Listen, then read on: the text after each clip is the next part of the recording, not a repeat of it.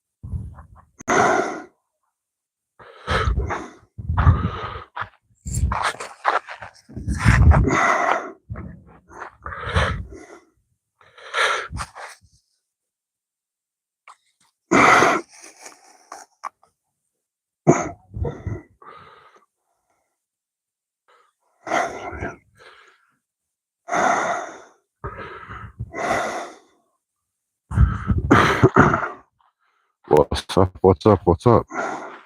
Just got here, just getting set up. Haven't even really got a bait in the water yet. There's only one in here. How's the audio? Can you guys hear me? I guess not.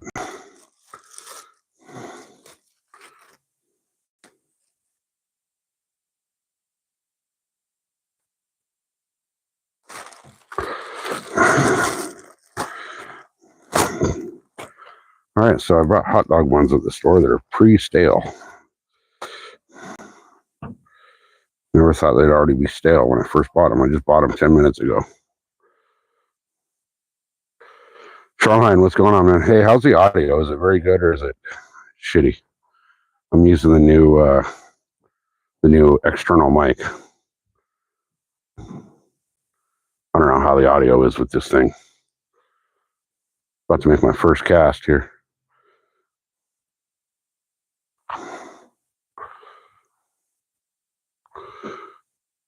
All right.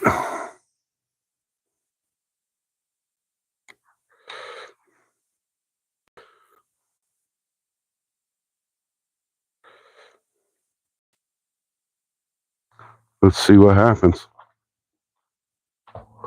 So we just got here. That was our first cast.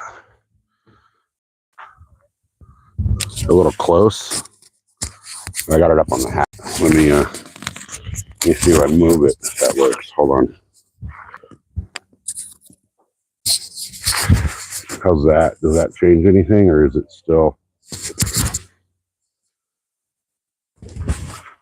weird? I haven't used this thing yet, so I still don't know where it's hey Corey. I still don't know how it's where, the exact placement and all that on it. So I'm still trying to figure all that out today. Right now we just threw out a bread ball, see if anything will hit that. And then in a minute here I'm gonna do the carrot. I didn't have any full carrots, all we had was shredded carrot, so we'll have to go with the shredded carrot and see what happens, but that sounds good. Okay, cool. So hopefully the external mic works a lot better. I know I've been getting blown out here by wind noise, so it's been pretty brutal, but hopefully this is working a little better. So, hey, Admiral Kirk, we'll see you later. Comments like that in my channel will get you any of my mods here. You know what, Shoreline? You're a good dude. Here you go. You know how the wrench. Admiral Kirk, You gone? Just whatever bites in this pond. Shoreline, are you still here? Do me a favor and kick Admiral Kirk right the hell out of here for me. Give him an hour or so to think about it. If you want to come into my channel and the first thing you say is something stupid like that, then you got to go. I'm at a secret local pond. I am about 2 minutes from my front doorstep, so I will never ever give the name of this pond. Just because it's, basically in my backyard. California. We're in California.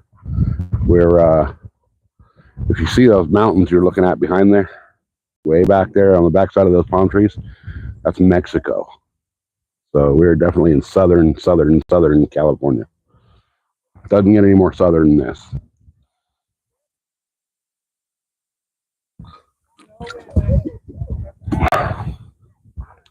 I think it's way too hot for the cat and the bass to want to play.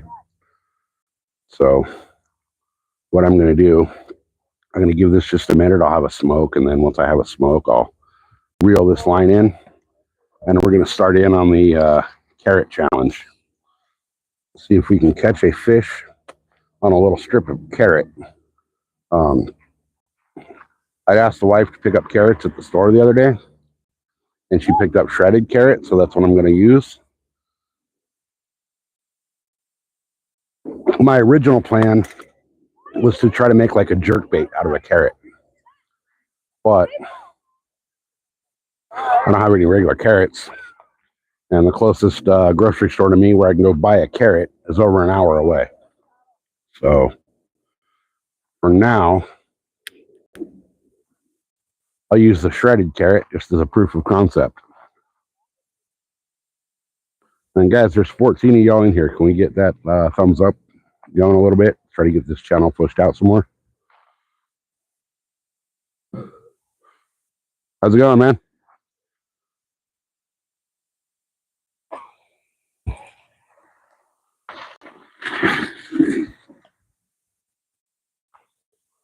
I bring one rod down here. That's like a lot. The guy's got like 6. Carrying one down here sucks enough. All right, so let me get this rod in. I'm gonna wait for these people to walk by. And what's my biggest bass? 16.8 pounds. It was 3 pounds shy. Well, 2.5 pounds shy of the lake record. How's it going? So I've been chasing the lake record in that lake the whole time. Hey, Korean. Welcome, Korea. So I went out there yesterday, or not yesterday, day before. I got one bass. That lake is, something happened out there. How's it going? Good. I just got here. Thanks, man. So the lake, the big lake that I normally fish on the boat is super green. Like they had a gnarly algae bloom, so the water looks like mixed baby shit and radiator fluid. There's like zero visibility. I probably get one bass out of there yesterday or Tuesday or whatever it was, and that was it. So normally I'll go out there and I'll slay a handful, 2 pounds and under, and throw in those 5s and 6s in the mix, but nothing. I couldn't get nothing to bite yesterday or Tuesday. I keep saying yesterday. It was Tuesday. Even catfish. I put out a cat bait. I put out a big old fat chunk of mackerel, and nothing even hit that. And I threw that deep. I threw that shallow. I threw that pretty much everywhere I could. Everywhere I stopped, I put that cat bait out, and just nothing hit it. So I think that water clarity plus that lake dropped so far that it's really hard to actually put the boat in now. By the time you get the boat where it's floating off of the trailer is past the courtesy dock that you use to tie up while you're, launching and loading your boat. So it's getting to be where I might not be able to fish that lake here in a couple of weeks. Well, from my boat anyway. I'll have to use their rental boats, which are already in the water. And I don't want to have to pay $50 for a rental boat, plus a $5 parking fee, plus an $11 lake fee just to go fish that lake. You know, that's what, $66 to go fish. That's ridiculous. So it's getting to the point where it's not worth it.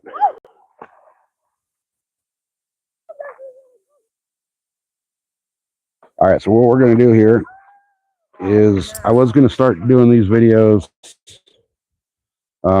shooting them and then uploading. But hey, running the journey. Welcome to the channel. Today, I think what I'm going to do is just do it on a live, and I'll cut out later when the live finishes rendering. I will crop out a short. But let's go for it. Let's do it.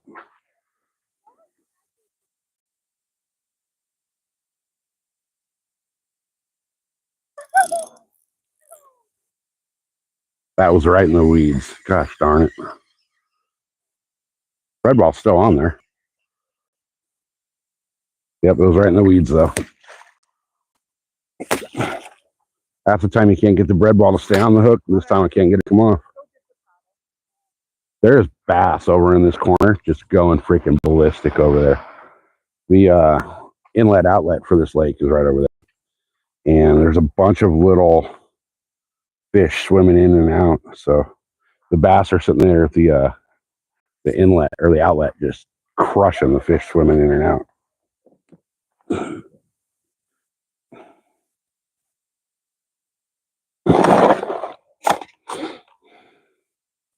All right, what I'm going to do, guys, is I'm going to take off the bigger hook that I got on here, and I'm going to hop on a smaller hook.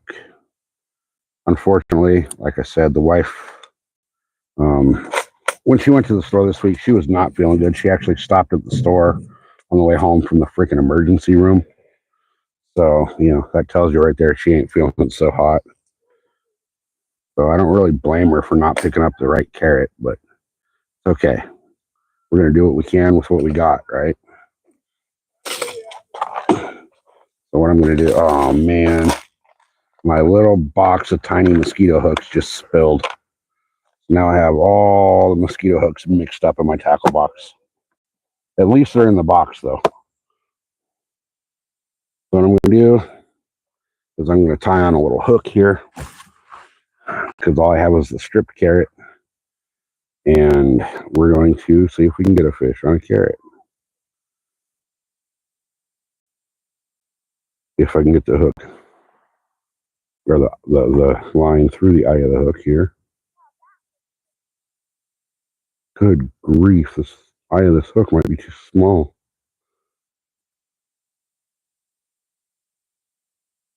Okay. I'm using straight braided line, so it's, there it goes, it went through. It's not big enough that I'll be able to tie my Palomar knot, but whatever. We'll do what we can. I prefer, no matter where I'm fishing, freshwater, saltwater, lakes, rivers, streams, pond, you name it, I always prefer the Palomar knot on my hook. I will also try to tie a Palomar knot on my lures if I can, depending on what I'm throwing. Sometimes you just can't do a Palomar to your leader just because of the way the leaders work, but usually you can if you pre-tie your leaders, but I like to tie everything on the go.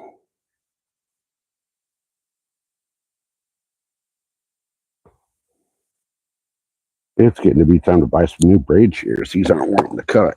All right, so now I got that tied on.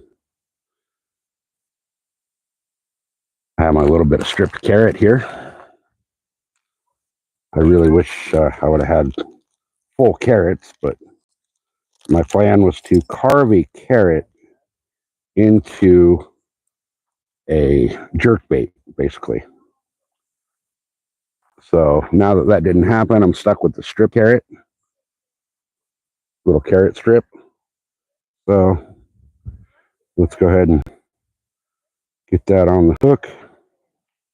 If I can get the hook through it without hooking myself, we'll see if we can catch a fish on a piece of carrot.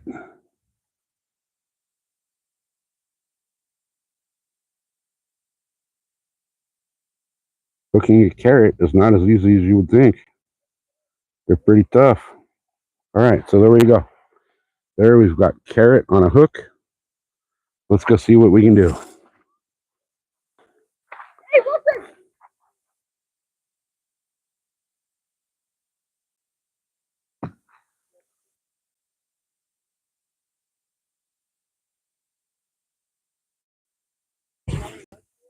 Well, it does not look like they're interested in the carrot. Let me see if I can get that out there a little bit farther and swim it a little bit. There we go. They're coming and looking at it. They're not wanting to touch it, which is interesting because the potato, they were all over it.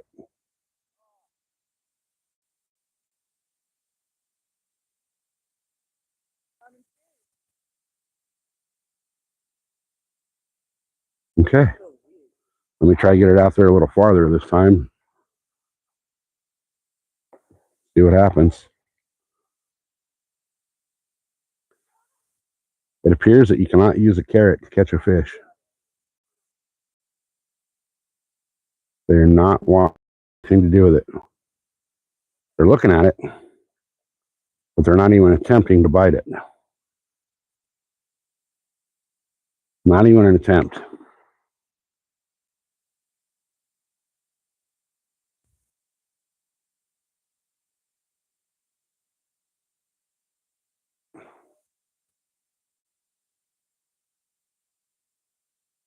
Tell you what, though, it does have some decent little action on a carrot strip when you twitch it.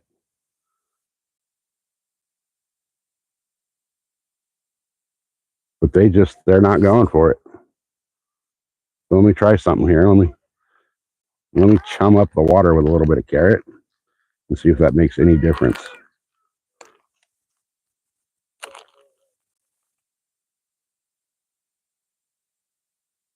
Oh, they're all over it without the line. So I think what happens is they're seeing the line and they're line shy. They've become line shy. So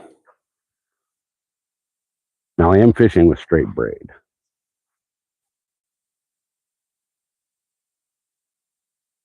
I think they could see the line in the hook, and they're not going for it.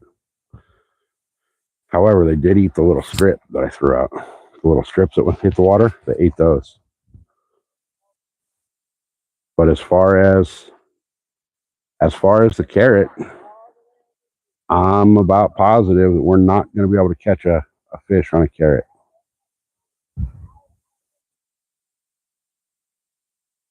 They're chasing it, but right when they get to it, I think they can see the line and they can see the hook, and they're just not even interested whatsoever. So I'm going to have to say so far that the carrot is a bust. You cannot catch a fish on a carrot. But we'll see. We're not going to quit yet. We're going to give it a second. And we're going to see. Now they do keep coming into it. This water feels so good.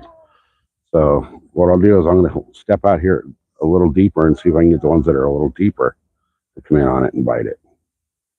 As soon as this bait hits the water, they swarm all over it, but then they just take off because I think they can see the hook and the line. Here comes a bass. Let's see if we can catch this bass on a carrot, because he's coming in interested in what the bluegill are checking into.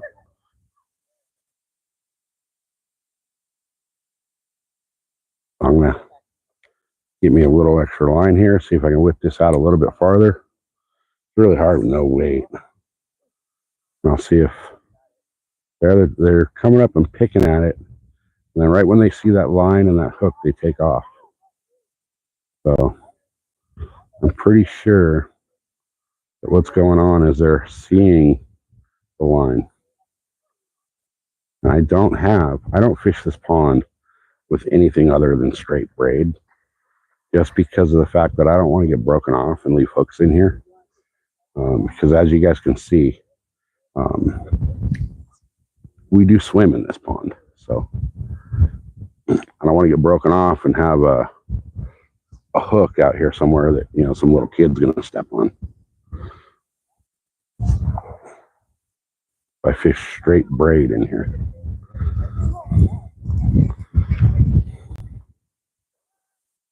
All right, ladies and gentlemen, it looks like the carrot is a bust.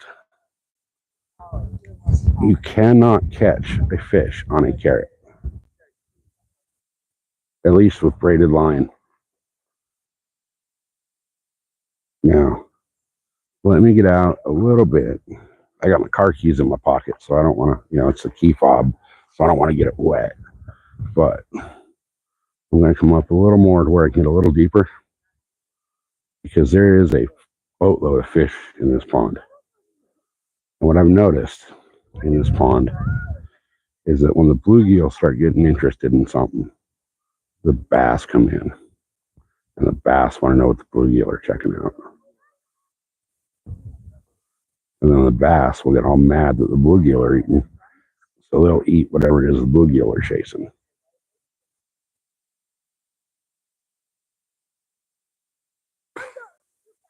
That dragonfly almost flying into my ear. Oh, it's a bee. So it really looks like no fish will eat the carrot.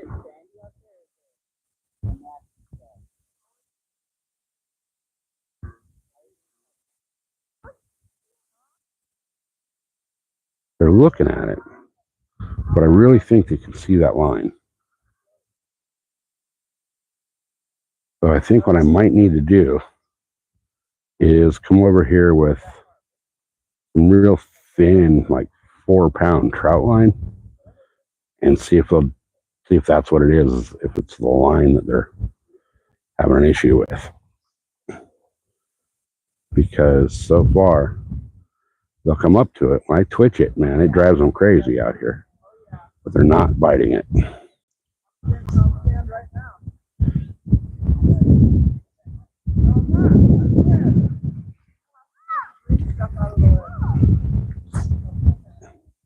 All right. And they've completely lost interest altogether. So I'm going to go ahead and call this one a bust. Carrots do not catch fish. So I think it's time to go back to the old bread ball, because I know here that bread balls. Yeah, guys, sorry, I was Arizona Outdoors. How you doing, man? So yeah, I wasn't looking at the phone while I was trying that, but so far I think this is the problem. The braid and the hook, they're able to see it. So I don't think I think it's a line shy issue thing. So the carrot so far was a bust. I will come back later. Later towards the evening when there is nobody here, and try the carrot again with different line so that I have a little better odds. I'm really convinced that right now what's happening is they can see the line, so they're line shy. This is a secret little local neighborhood pond, but there is quite a few people that fish it. So I think the fish are starting to become accustomed to lines and lures and things like that here. School's out, so there's kids over here, school-age kids over here every day fishing this thing. So it's getting to where this little 6.5, 7 acre pond is starting to understand what's going on, for lack of a better term. The fish are starting to learn lines, lures, all of that. So, hey, main girl, welcome in. We just did the stupid bait challenge, and turns out fish will eat carrots, but they will not eat a carrot on a hook if they can see the line. So we're going to switch back over to a bread ball and see if I can at least get a nice cat or a bass. I've done really, really well here. I've got, I know he was 4 pounds, the bass that I caught here. I did not have a scale, so I'm not going to say he was 4 pounds, just for sheer fact that I didn't have a scale with me when I caught that bass on the bread ball. So I cannot prove that he actually weighed the entire 4 pounds. I could say all day long that he was a 4 pound bass, but without legitimate proof that he was 4 pounds, I will call him 3.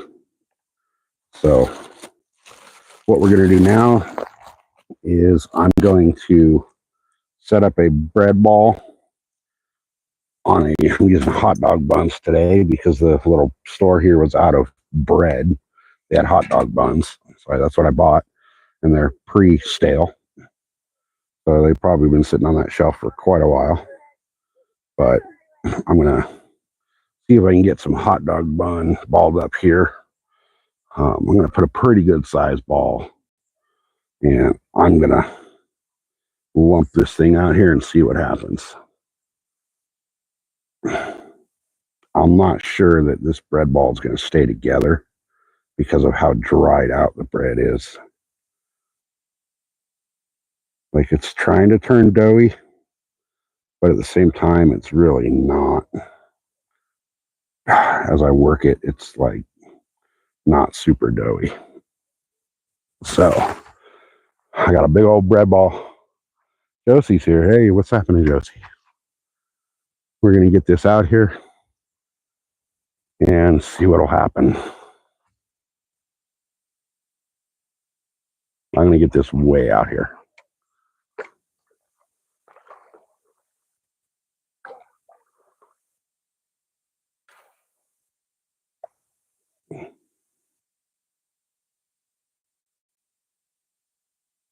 All right.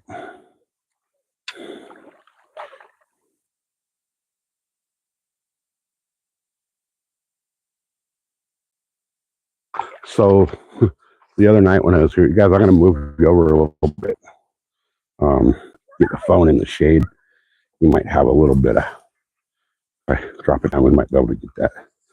Let's see, can we see that? Can we see that rod? I can't see the screen because of the glare. Let me see. I cannot see the fucking screen. Hold on, guys. I'm going to clean my screen off a little bit and see if that helps any. Hang on. All right. That helped a little bit. There we go. There's the rod. Okay. So I think what I actually need to do here is loosen this drag up quite a bit. There we go. Because this rod holder I'm using is a piece of garbage. I actually left my decent rod holder here the other day, and I didn't realize I had left it here when I packed up. It was dark when I packed up, so I came back early in the next morning, and it was already gone.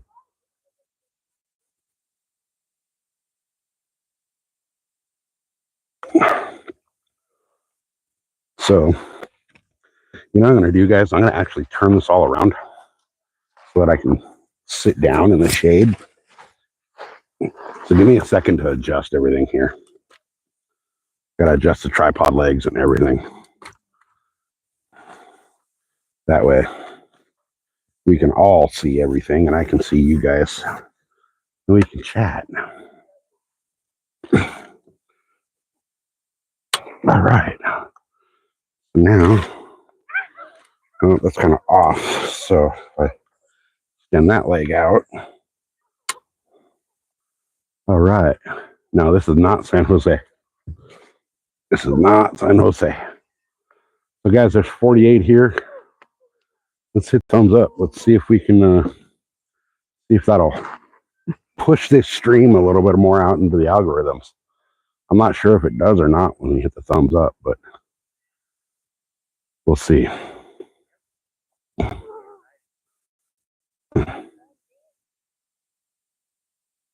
No, man, this little pond, when they hit, they rail it, and they will actually run with your bait.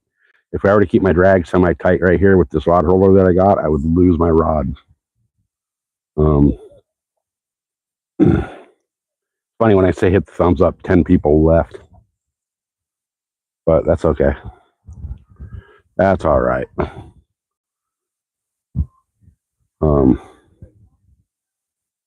Yeah, I left my good rod holder here, right exactly where that one's at. That one's actually one that is made for the boat. It's supposed to go in the channel thing on the boat.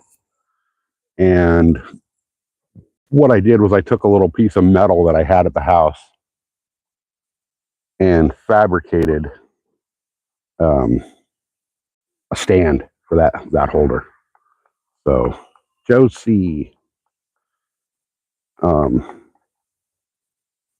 Hey, Jesse, what do you think of that line spooler thing? You think that'll help you out a little bit? I know it made a world of difference on my stuff.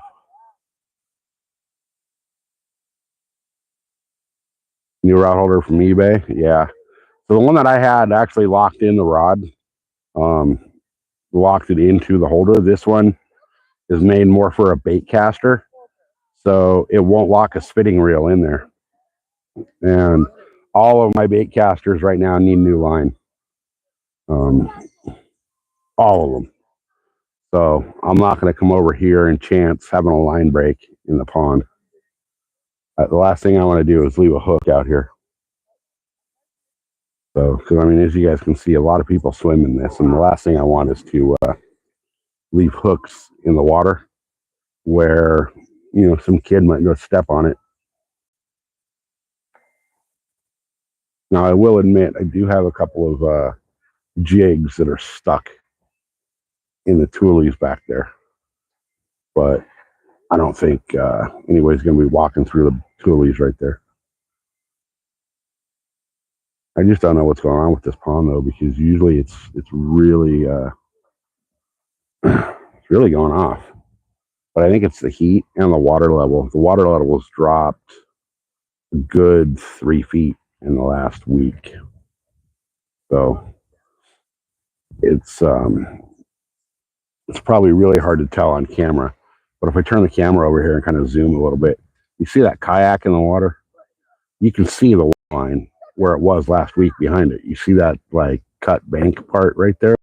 Where there's that big erosion line in the bank.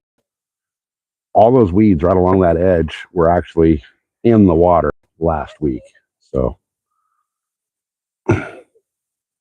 like over there where those kayaks are, it's hard to see, but you can see the rocks in the shade there under the tree. I can zoom in far enough. Those rocks were a couple feet into the water last week, and now they're out of the water. So, all right, let's get back to the rod. All right.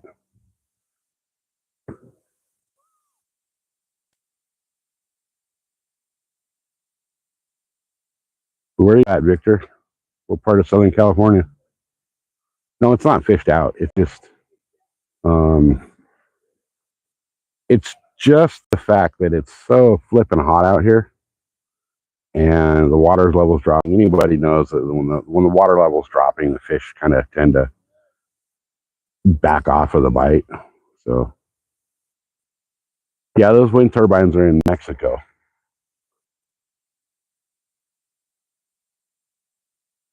Those are down in Mexico. So we're that close to the border that we can see the wind turbines in Mexico. If you go back a couple of live streams back, I think it was Saturday or Sunday, I was doing a live stream from the border wall itself. So if you guys want to see the border wall, there's a live stream from over the weekend where I was actually at the border wall.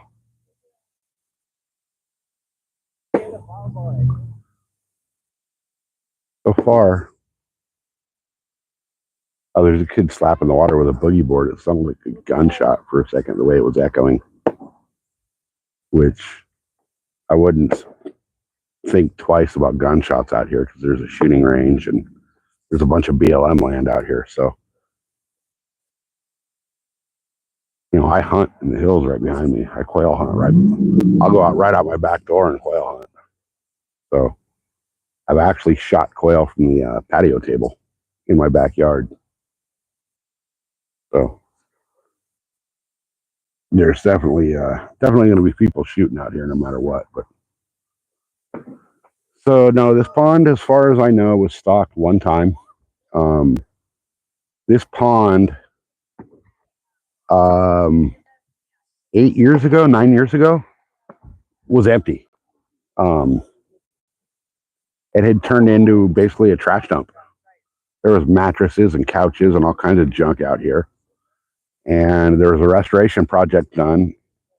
And I'm assuming that when they did that restoration project, they brought in the fish, because if you look at the pictures and video of when they were actually doing this, there's tractors that were right where I'm at.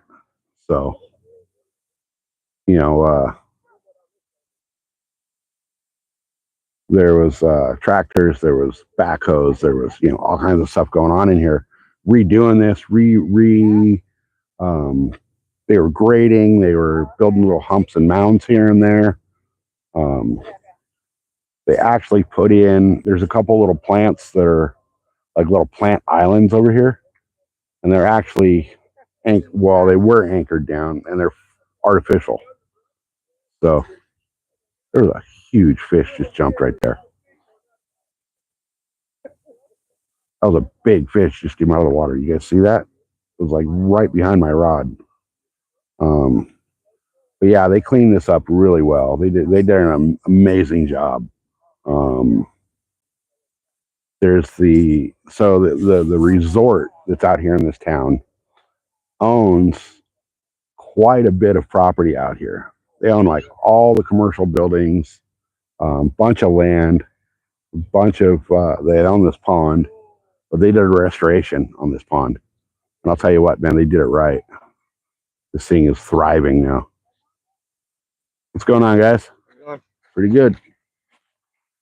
So now that I just saw that thing hit the top, I don't really have any topwater stuff with me. I do have a whopper plopper and a regular popper. The regular popper that I have with me sucks, but I have a couple little crankbaits too. I think I have like one little crankbait. I have four little crankbaits. I may throw something out on top and see what happens. What do you guys think? 28 people here. You guys think I should throw something up top and see if I can get whatever that was that just jumped to bite? Because as of right now, they're not biting on the bottom. All right, do it. Should I throw a crankbait? I got little crankbaits, or I got a whopper plopper. How many whopper ploppers do I have? I have one whopper plopper with me, and a couple like Senkos, like little Senkos and things like that.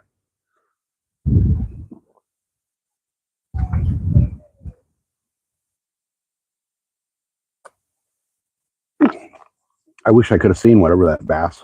I had to be a bass that jumped. It's a good sized fish. I wish I could have seen what it jumped after. I'm gonna tie on whatever it looks like it jumped after. So let me grab that and reel that line in. And oh, there's a hawk cruising. I don't know if you guys can see that or not. Oh, the cool ass looking hawk. Let me reel that in. The fish basically are not wanting to eat on the bottom for some reason.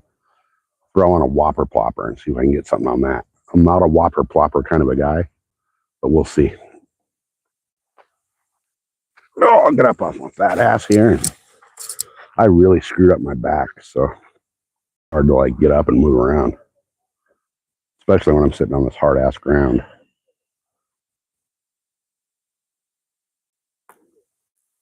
But whatever that was that jumped was like right above where my bait was sitting on the bottom.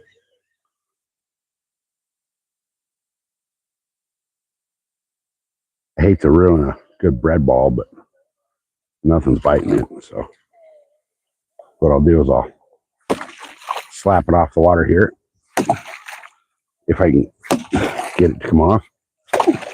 There we go. And then the bluegill are already all over that thing. I don't know what it is, man. Bluegill just love the bread here. I mean, so do the bass and the catfish, but it seems like they're not wanting to play. But there's right out in front of my rod holder there. There's 100 bluegill. So I'm gonna snip this hook. I should have brought my other rod because this reel, for some reason, doesn't cast as good as my other one. Same exact reel, same brand, same line, same everything. It just doesn't cast as well. I think part of that is because I very, very rarely use this rod that I'm using. So with braided line, it's got all the little braided knots in it, for lack of a better term. But if you feel braided line, it's not smooth. It's got all these little ridges in it. And what happens is when you spool the line on, those ridges tend to hang up on each other. So you got to kind of take that line. What I like to do with it is I take it and I throw it off the back of the boat. And with no hook, just the line. I'll just only put the line in the water and let the line spool out and then reel it back in. And for some reason, that tends to help with the braided line. It helps to let it seat better onto the reel. So the only whopper plopper I have with me is this like blue and white with a little chartreuse lateral line on it. So we'll tie that on and we'll see what we can get. I don't know if I'll get a fish on a whopper plopper here or not. I did get one here the other night, and he was 6 inches off to the beach. Now, I don't know if he chased this thing all the way in and railed it right before it got to the beach, or if he was sitting right there at the edge of the sand here. But what happened was I had got the whopper plopper in, and I'd stopped the momentum on it right here on the shoreline, and I was going to just lift the rod tip up and recast. And right when I went to lift that rod tip up to recast, he just wailed on it. All right. So, guys, I'm sorry. I have a bunch of spooks, guys. Hey, Raspberry. Thanks for jumping in. My chat keeps freezing. I don't know what's going on. I don't know if that's a YouTube issue or a me problem. But now I got the whopper plopper on. I'm going to go toss this out for a minute and see what happens.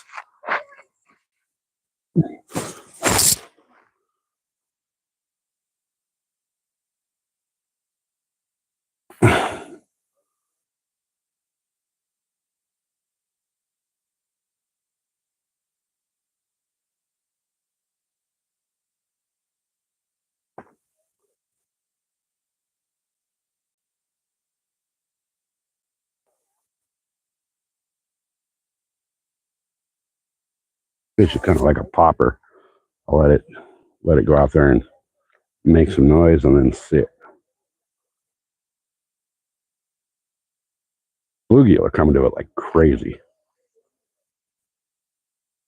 Let me cast parallel to the shoreline here. Not that far. Not onto the shoreline. I just caught a bunch of weeds. I cast it up on the shoreline and caught a bunch of weeds.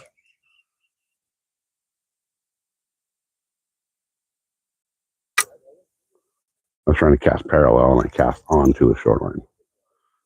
Let me cast a little farther out and parallel the shoreline.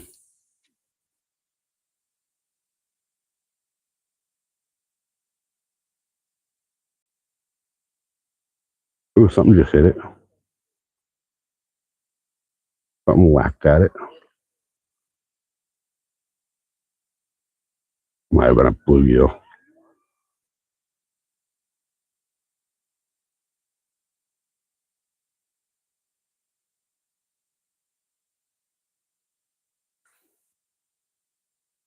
All right, that's right where those bass were sitting earlier.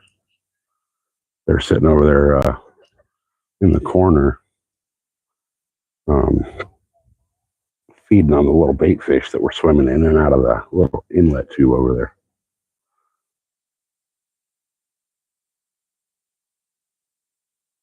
Don't know that they're going to hit this though. It's definitely not the perfect time of day for.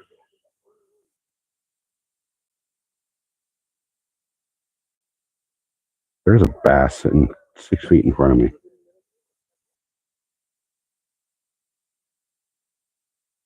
He had an interest in it. He turned and started looking at it, and I pulled it in. We flip it out a little bit, and he's looking. He's looking. And he swam right past it. He swam right past it. Bluegill are all over it. They're checking it out like crazy. But I really think that the bass are so keyed in on the bluegill here that that's all they want to go after. There are so many bluegill in here that, you know, they have their choice of which one they want to eat. It's just amazing how many there are.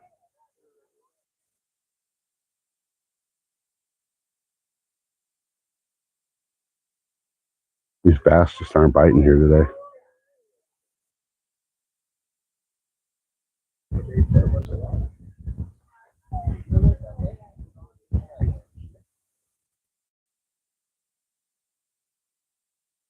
So that bait's right on top of where that bass swam off to. And he's not really interested. The bluegill are.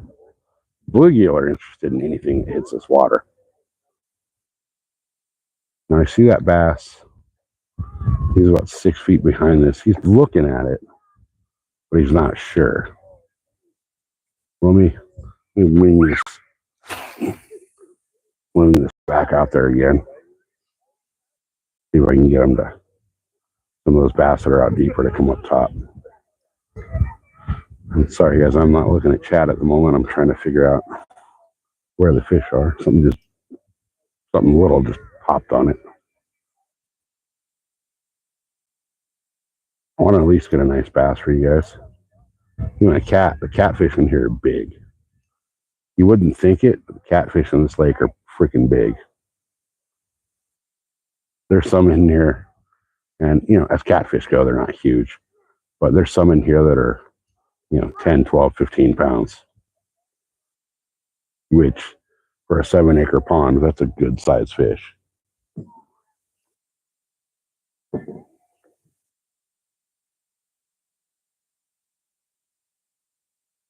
They're not going after the whopper plopper at all. The bluegill are all over it. They're checking it out like crazy. Bass just don't care. Let's see, one more quick cast. One more quick cast out there.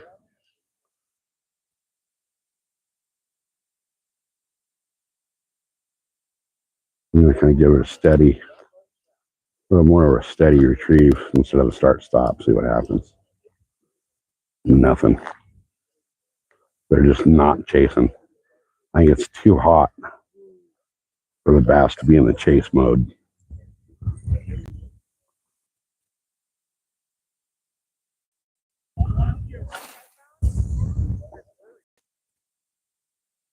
Yeah, they're just, bass are just not chasing.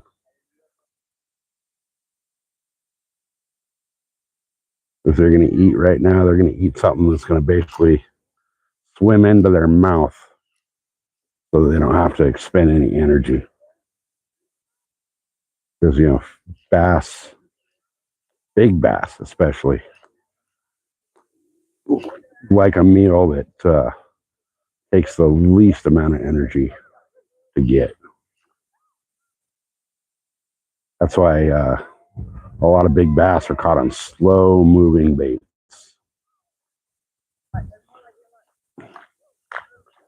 You know, you see a lot of these guys that want to throw these big swim baits like pre-spawn, and they'll just burn the swim baits. Well, sometimes that'll work, but the best way to actually throw those big swim baits is just really slow roll them. You want them to look like a fish that's just either on its last legs and kind of trying to do everything it can to keep afloat and swimming, or you want that fish to kind of drop right in front of that bass so that it thinks, hey, this is a nice, quick, easy meal, and I'm not going to expend any energy to get it. I was fishing the other day on the boat. I was on the live, and I went up by the dam at the lake, and I was going to throw big swim baits up by the dam because I know that up in that deeper water, there's some pretty good sized bass. Well, what ended up happening was I did get ripped on that big 9-inch swim bait, and I ended up having them wrap me up into a bunch of crap and break me off. But the way that I was fishing that when I got bit was totally different than when I started. I started just to cast and wind and cast and wind and nothing. So what I did was I threw that swim bait out. I let it sink about 30 feet deep. And once it sank about to the 30-foot mark, what I did was I just started a real slow roll retrieve. You know, it was taking me like, 2 seconds to turn the handle on that reel. And I was using my big saltwater reel. And that thing pulls in 40 inches of line with one reel turn. So it wasn't really moving that quick, but I was doing a start-stop. And I would start, I'd do a turn of the reel, and then I let it sit for a half a second. And then I'd turn the reel and let it sit for a half a second. And then I'd burn it like 2-3 turns and let it sit for 3-4 seconds. And it was on that drop when I was letting it sit after a real quick sporadic couple rod twitches and reel turns. On the drop, something just absolutely hammered that bait. And I was fishing that bait on my saltwater jig stick, which is what I throw for, surface irons and stuff for tuna. Well, to bend that rod takes a decent sized fish, and it actually bent the rod. So it was a good big fish. He hit me pretty hard. I had my drag set a little looser than it should have been. He was able to take more line than he should have, but he wasn't gonna get away on that reel.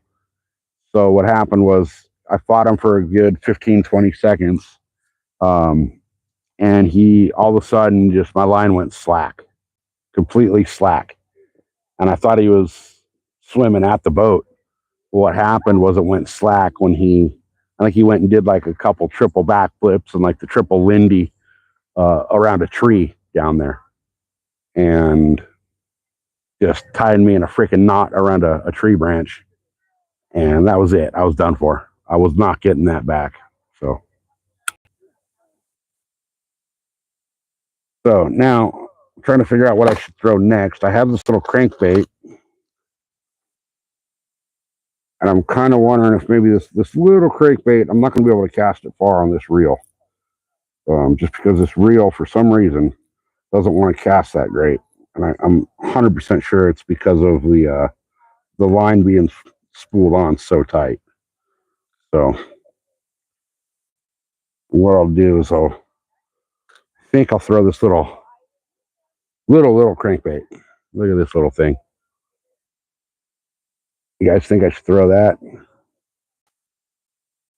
I also have this little guy, which is tangled up in itself. This other little crankbait that I have is a little bit heavier for its size. Pretty close to the same pattern. It's a baby bass. So which one do you guys think I should throw? The first one, the little rounded square bill, or the smaller, deeper diver? What do you think?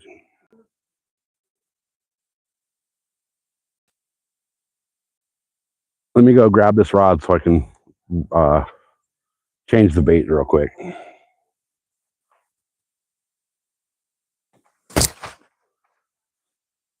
Let me give this one more cast. One more cast on the flopper. I know it's the wrong time of day for topwater. I'll cast that down along this. I cast that way out to my left, so it's coming along the inside edge of this weed line.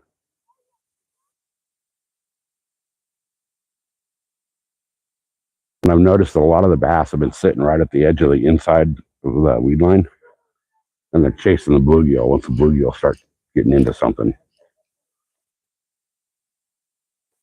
Like you'll see something and float by in the water, and the bluegill are just all over it.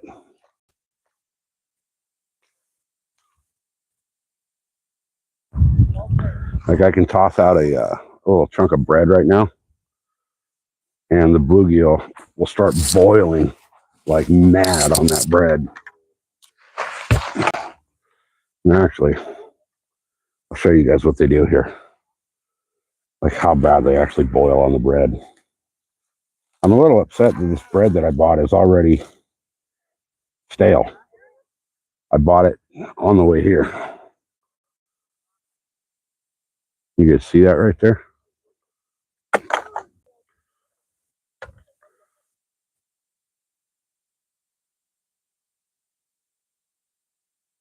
I mean, look at how quick they hit that. They're coming out of the water for it.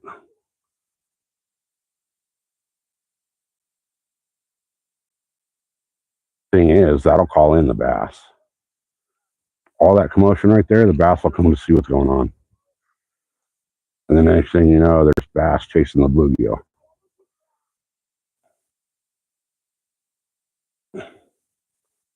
And it doesn't matter if I throw it right there at the shoreline or I throw it farther out.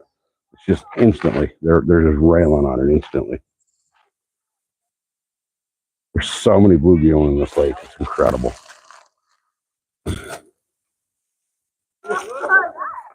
All right, so I'm going to tie on this little square bill that I have.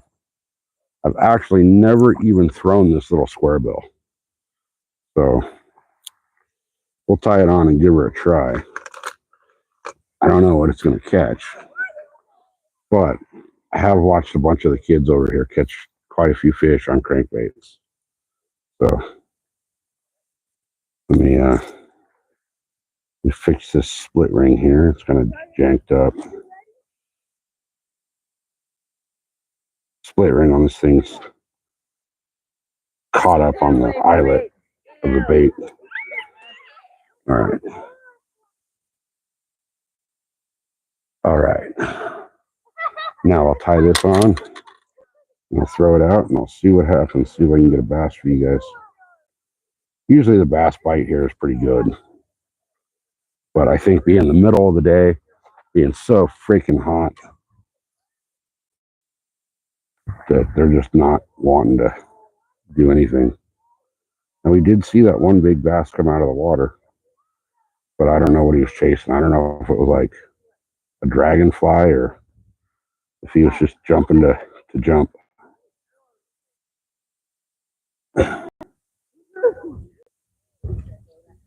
Okay.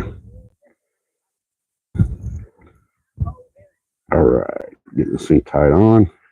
Let me get this thing tied on real quick, you guys, and I'll kind of try to catch up with chat real quick, and then I'll go throw this because I don't like ignoring the chat. But can somebody tell me how the audio is? I'm using the new microphone, so I'm kind of hoping the audio is better than it normally is here. Normally at this place, I get really bad wind noise. So, how's the audio, guys?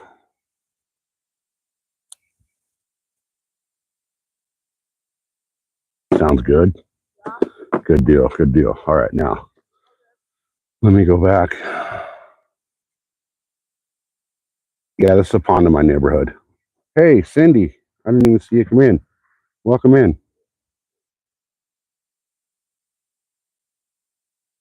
No, it's not Canyon Lake. For some reason, I just saw somebody saying something about night crawlers. Night crawlers do not work here. The fish will not eat night crawlers here. Smirko, this is a pond in my neighborhood. Basically, okay, so we're back to the square bill. Okay, so I'm pretty much caught up. Guys, remember, if you haven't hit that like and subscribe, now's the time. I have a goal to reach the 1,000 club here on my subscribers. Last time I checked, I was like 209 away, I believe it was.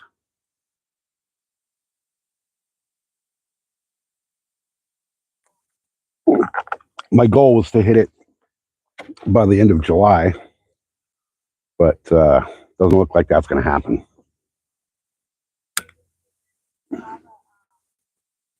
So, yeah, Jeffrey, thank you. Guys, I'm fishing. Right now, I'm bass fishing. This pond is usually really good for bass and catfish. And we got to give a huge shout out to Skipjack Cindy and Travis from No BS Catfishing. It's because of their channel that I actually started targeting catfish.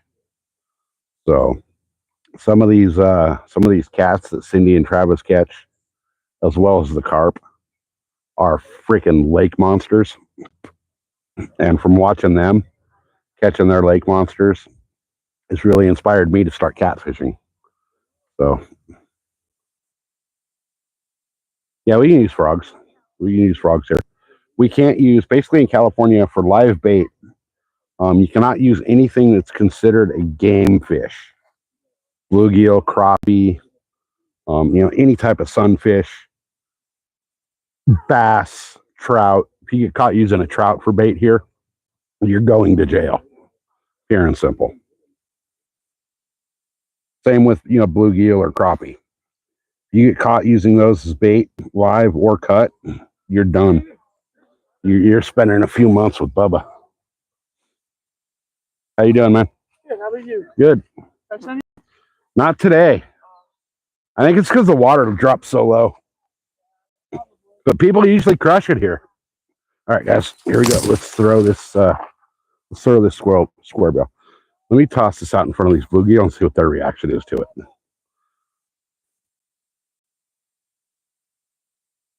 They are getting out of the way of it. But once it goes past them, they're all over it. All right. So they're liking it. Now, I've usually finesse fished and used bread balls in this pond. But I have seen a bunch of the local kids crushing it on the little crankbaits. So we'll see. We will see. I really want to jump in the water, but I'm wearing my Dickies shorts and they do not dry that quick. I should have wore board shorts. I would have went swimming. All right, so he's dragging right through the grass. But if he's dragging through the grass, that means that he'll be, if I can get him casted just right, I could drag him along the edge of the grass. Now here's that bass over here again. Let me see if I can get him to chase this thing. I'm going to pull it right across the top of his head.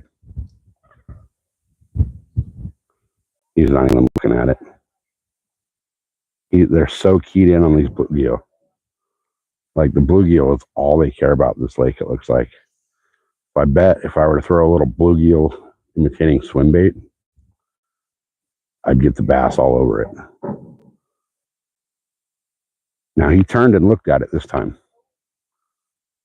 Then he moved over here. So what I'm going to do is I'm going to try to get it diving deeper by the time it gets to him and see if he goes after it. He's looking at it. Okay. If I can get him to commit to it a second before it gets to where I'm standing, I'll have him. It's just a matter of getting him to commit before it gets where he's looking at me. Unfortunately, I can't get it down deep enough, quick enough. Maybe if I put my rod tip in the water. There we go. There we go. He swiped at it. He swiped at it, and then right when he saw me, he took off. So that means if I can get him again to come after it, he'll bite it. I'm putting my rod tip in the water. Actually, bring that thing down deeper.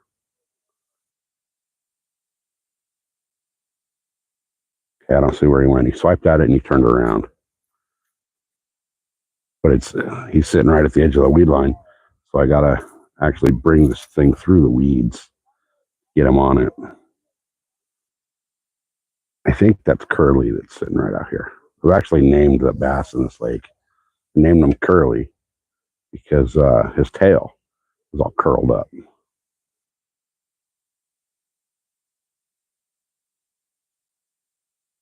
I don't know where he went. Don't know where he went. So let me do this. Let me cast over here to the left again and drag this thing parallel through the weed line. I'm going to go slow on it so it doesn't dive into the weeds. Because this thing dives about 3 feet and the weeds are at about 2. And it's already into the weeds. A lot of weeds.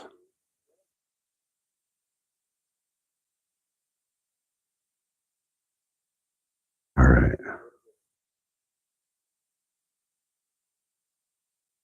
I'm almost wondering if I should Texas rig something and throw that through the weeds. Something weedless, you know?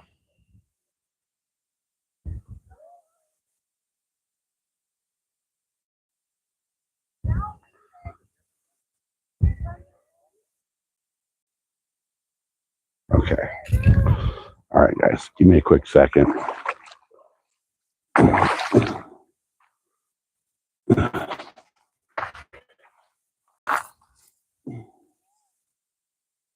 right.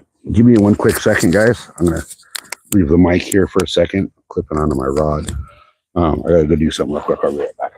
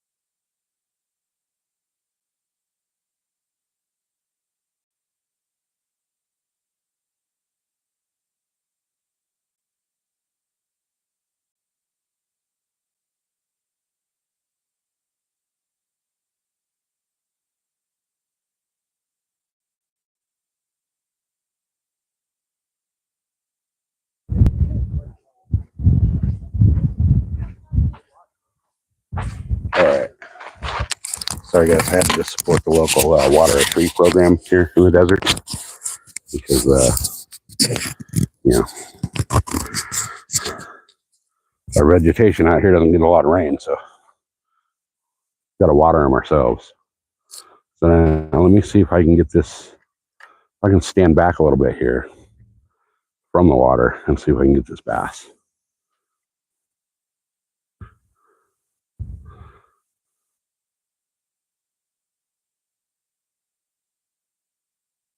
This little crankbait, he swiped at it once, but getting it to come through the weeds is just an issue. It wants to collect so much weeds. Bluegill are following it like crazy. Let me go cast back over towards this corner where I know that there's a bunch that have been sitting there.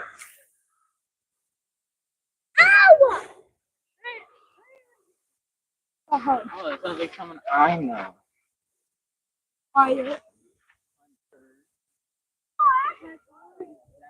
And it's into the weeds again. There's just so much weed line in this lake that it's hard to not get caught up in them. So let me cast this out there one more time, and then I'm going to come over and check out the chat because I do kind of feel like I've been ignoring you guys, which I'm not. I'm just trying to get a fish.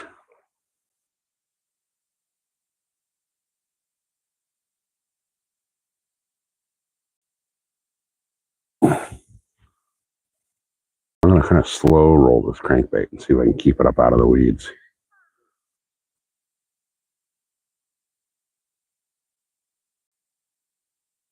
It dives according to the packaging 3 feet, but the weed line is at 2 feet under the surface. So trying to keep it right above the edge of that weed line.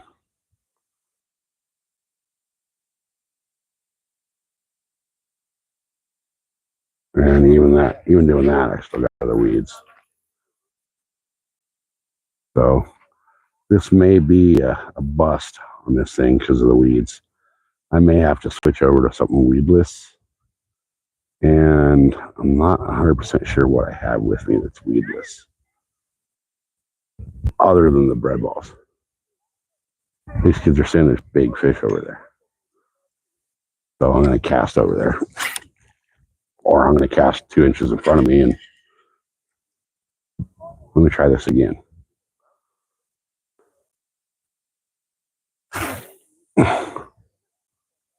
That's right there.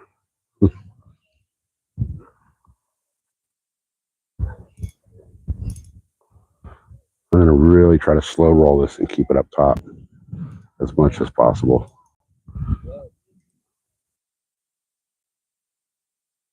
These kids are over there standing up on top of the bank, looking down, saying they saw a huge fish over there. And I'm already in the weeds. So let me see if I can get this over there one more time. Then I'll come down and I'll sit down and have a drink of water and catch up on chat.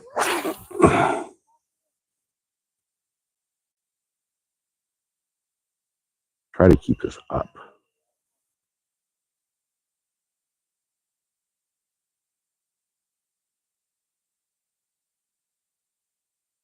I don't have any big Senkos with me, so otherwise I'd throw a big Senko and get some distance on it and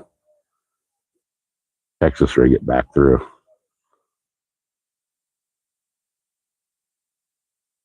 So far it seems like slowing this down, it's keeping it right above the weed line. And I'm doing a start-stop on it.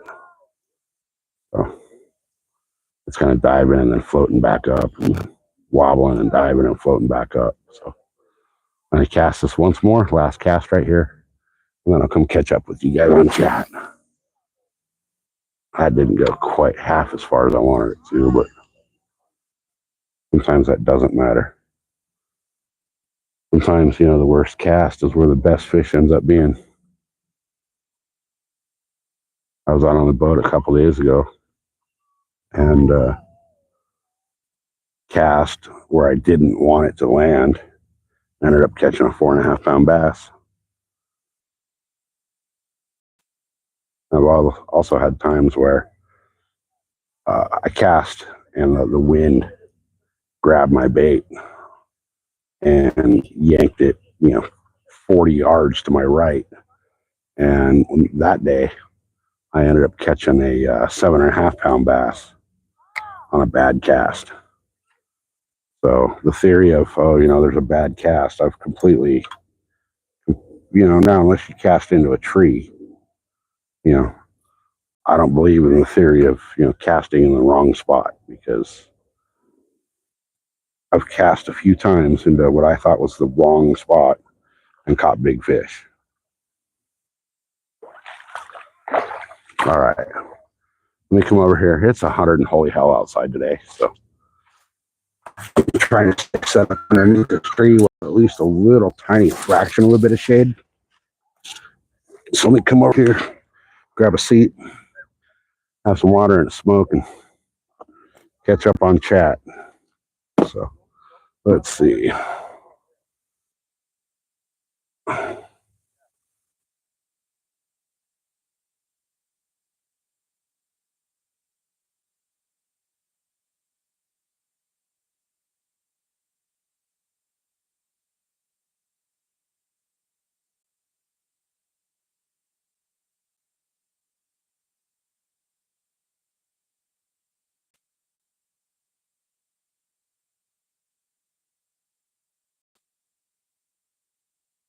Wow. OGJ, what's happening? Yeah, I'd be actually in this water, man, if it wasn't for the fact that I didn't wear board shorts. If I was in board shorts, man, I'd be fucking waist deep casting in this. So, all right. Yeah, exactly. There's no wrong spot to cast fish unless it's in a tree. So these fish, these bluegill, right in front of me, if I were to throw a little bread ball on a freaking little tiny mosquito hook, they'll bite that thing all day. They'll take it out of my hand. There's actually a video. If you go on my shorts, oh, that's so good. If you go on my shorts, there's actually a video here of me feeding the bluegill by hand. They will come up and take food out of your hand. So I have not had any luck though. Not today. I think with the lake dropping close to 3 feet in the last week and the heat, that the bigger fish are just not having it. I've also noticed that they are completely 100% locked in on bluegill. So I think if I were to come over here with a little bluegill swim bait, I think that would be a game changer. But the only swim baits that I have are not weedless, so it's hard to throw anything here that's not weedless. I think what I might do is I'm going to see what I have in my box here. I don't really bring much over to this lake in the box because, I know what works here and I know what I've caught a bunch of fish on here. So I kind of stick to what I know in this pond. But I think I might try throwing on a Senko and tossing that out. Now I do have a couple little swim baits. Hey, Grumpy. I have this little guy, if the camera will focus, that looks like a little baby trout. Problem though is, again, he's not weedless, and it's one of those with the head already in the jig, so I can't make him weedless. I have a couple little plastics on jig heads that I could rig weedless, which I've never used here. I got this little thing. Come on, camera, focus. I got this little like brush hog kind of a thing that may work. And then I got a bunch of little tiny things. But I'm usually set up over here for, I do have a swim jig. I do have a swim jig, but I don't really have any good trailers. I got a couple little small paddle tails I could use as a trailer. But I think what I'm going to try is I'm going to try a Senko. Because, why not? Why not Senko rig it with something? Senkos are one of the best baits out there as well. So I also have some flukes that I could throw. But I'm really starting to think that this crankbait is a little too much of a deep diver to really get in there with where the weeds are. Now the question is, should I drop shot or should I Texas rig the Senko? I'd like to wacky rig, but I don't think I can cast it that far. I think what I might do,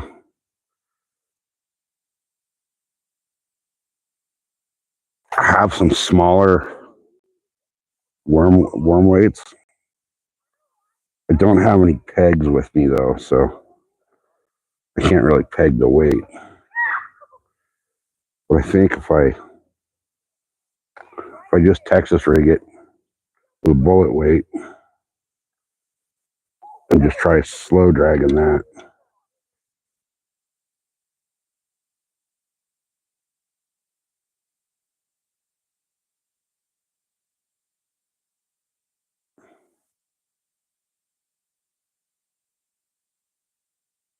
All right. Let me get this tied on here. And once I get this tied on, catch back up on chat. I really feel bad, like, not keeping up with chat as much today. I usually try to really keep up with you guys, but I'm actually actively fishing today. I'm not just throwing the bread balls and letting it soak, which, if this Senko doesn't do anything, that will be my next bait, as I will go back to the bread. Because, believe it or not, I've caught a lot of fish here on the bread balls. Both big bass and big catfish. And when I say big, I'm speaking relatively for the size of the water body.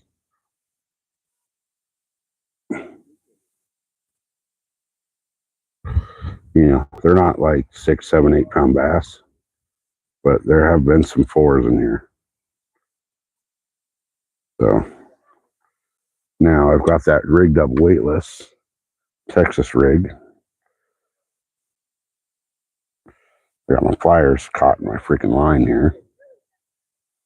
I really need to take this cord off my plier, but I'm using my good saltwater pliers today, and they typically go on my hip when I'm on the boat on the saltwater, so that they're real right there and accessible.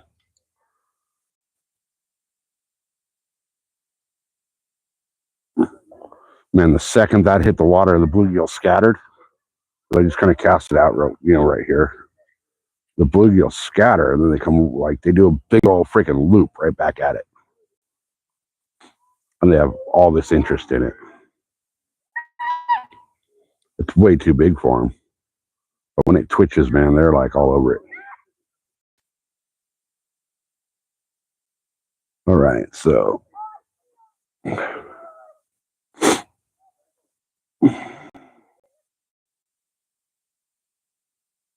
me go back. How hot is it? Grumpy, it's about 104.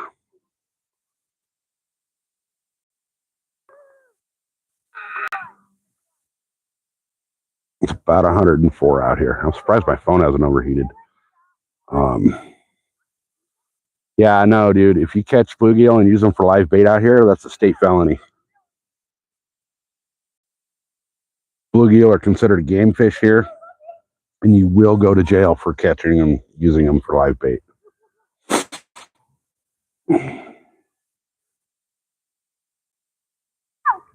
I'm fishing right now. I'm set up for bass to fish, so I'm going to throw this Senko on a Texas rig and see what I can drag out of this lake. If I can drag anything out of this lake today. I'm going to give this a few casts, and then I'll go back to the bread ball and let it soak.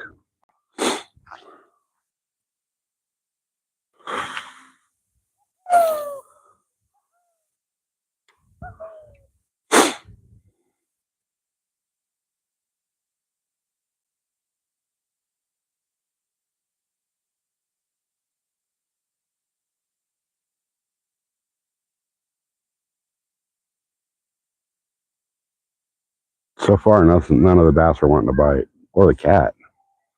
Usually the catfish bites here really good, but it's just so hot, and the water's dropped so much that I think everything's just kind of shut down for a minute.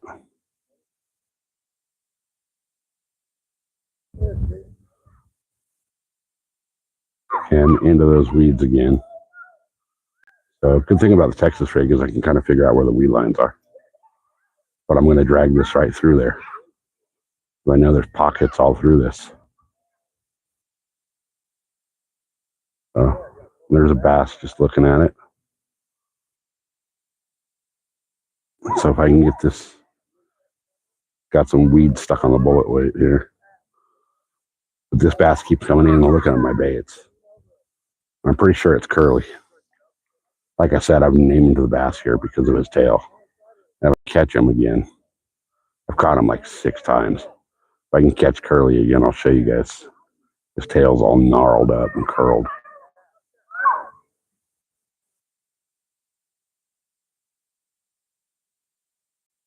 I'm almost wondering if maybe taking the weight off would be more beneficial.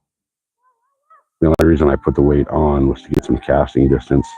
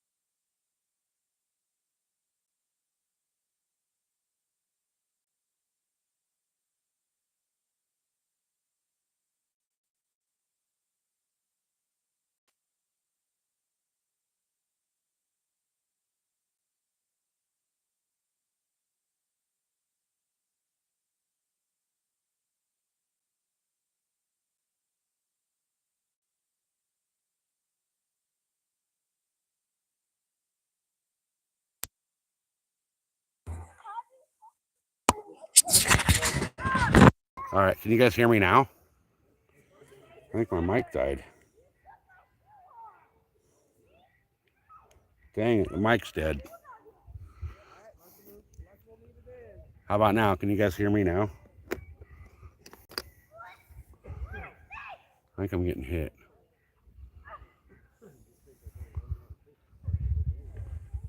Can you guys hear me? No? Yes? Can you hear me? Anyone? Anyone?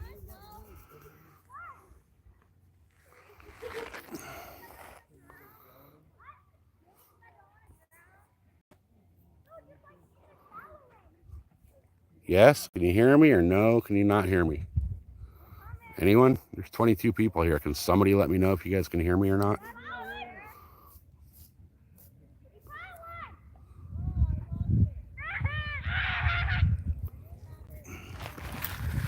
Can you guys hear me? Can you hear? No? Yeah? Yes? No?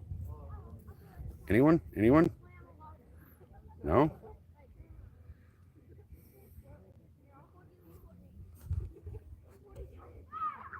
I don't know, guys.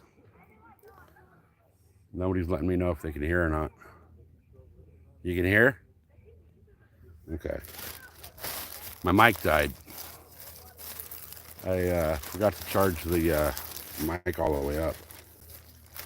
I charged the receiver all the way, and I forgot to charge the mic all the way up. So, that's my fault.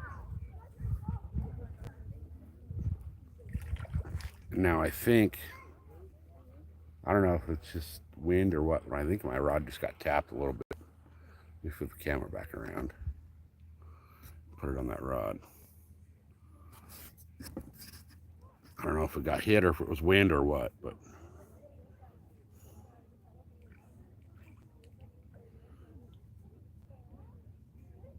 there's only 19 watching.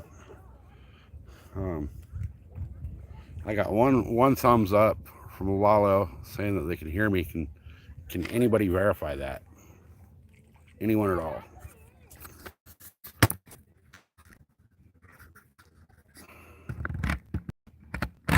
Drop the camera down to where I can see better.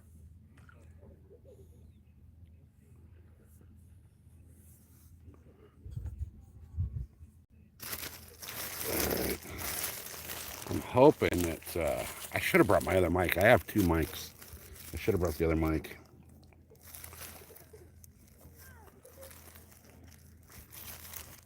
But it lasted an hour and 40 minutes on forgetting to charge it. So.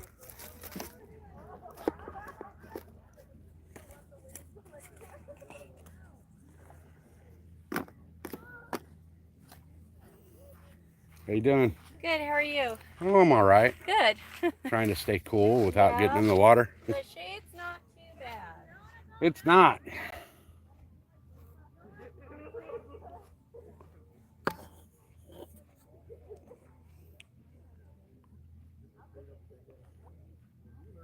Guys, can you hear me? Anyone? Can you hear me? Can you hear? Yes? No? There's 20 people here. Can somebody tell me if you can hear me or not? Please? Because I can't hear the stream, so I don't know. I got one thumbs up from Lalo, but I don't know if that was just a thumbs up saying hey or what's up or... Okay, KFX 400. Hey. You right. All right, nice. Good to see you. Thanks for jumping in. Danny, how you doing, man? Danny, can you do me a favor? Verify if you can hear me.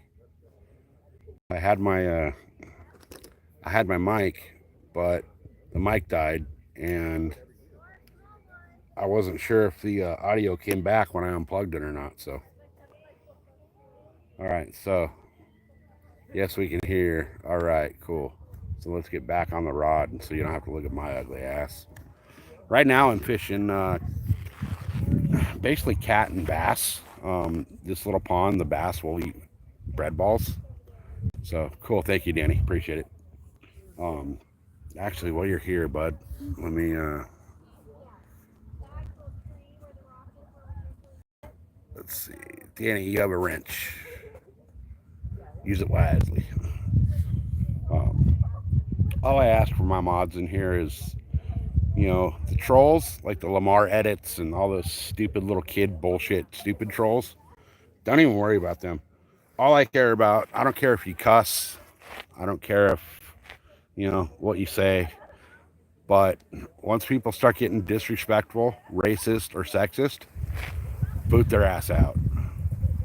Because racism and sexism and disrespect, they do not go in my channel. So far we haven't caught anything. We usually do really well here. I usually get some really nice bass and some really big catfish out of this pond. Bread seems to be like the go-to bait here. Night crawlers don't work.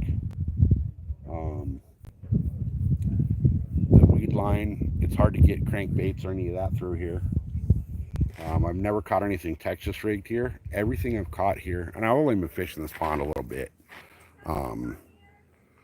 Topwater it will work here after dark, and that's about it. Greetings from Russia. Hey, welcome in. How you guys doing after that earthquake? But bread, for some reason, bread just absolutely usually slays it here. Like, I've caught bass that are in the 4-pound range on bread out of here.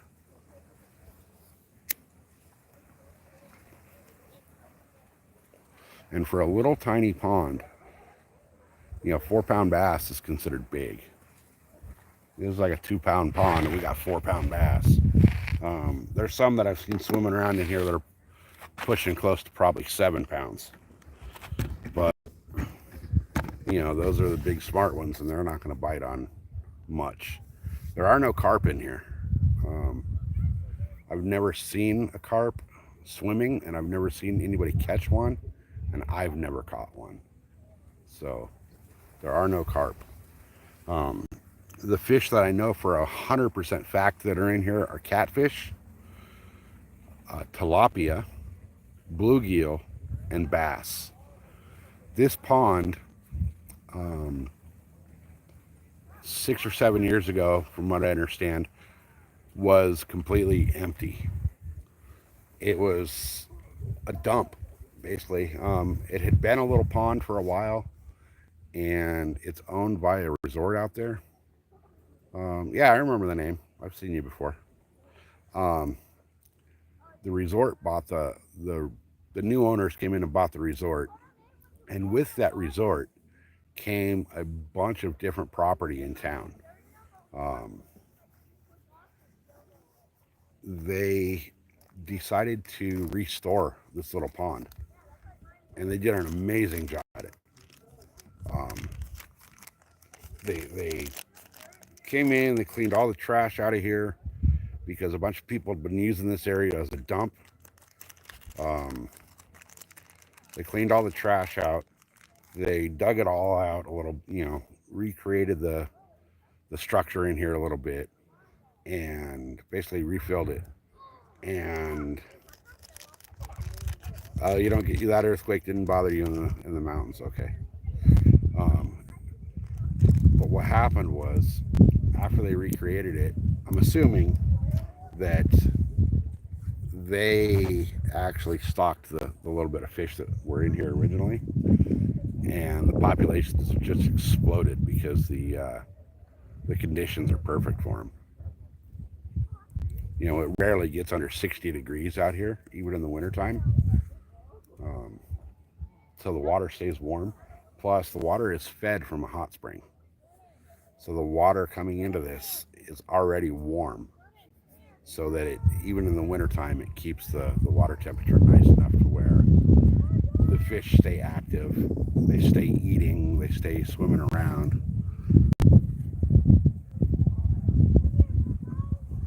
Right? Too bad we can't use the bluegill for live bait out here. Otherwise, it'd just be like throwing a mosquito hook, catch them randomly one after another. Now, I just threw some of my carrot in the water, and they freaking went ham over it. So I'm going to try the carrot challenge again, and see what we can do.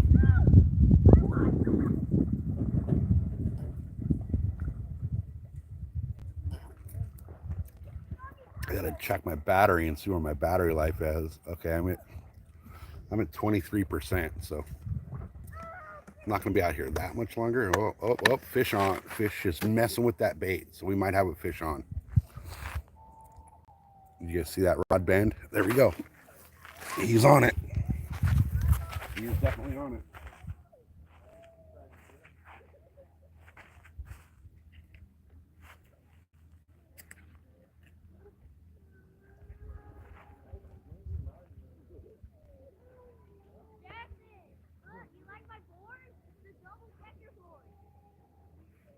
Oh, come on. Come on.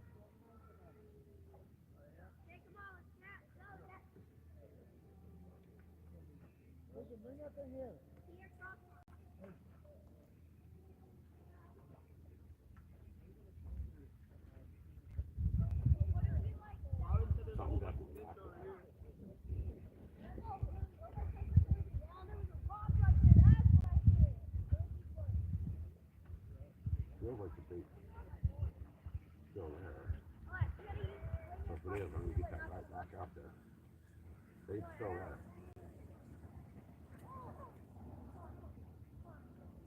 Let me reshake this thing.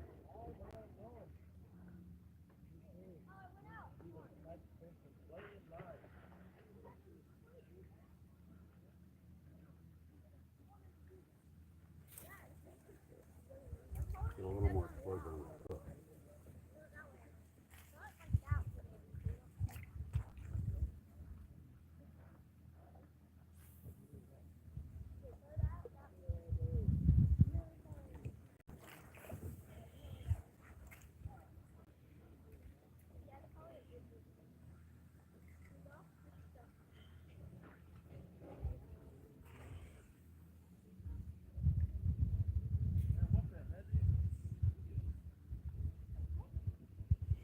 All right, so we got our first bite.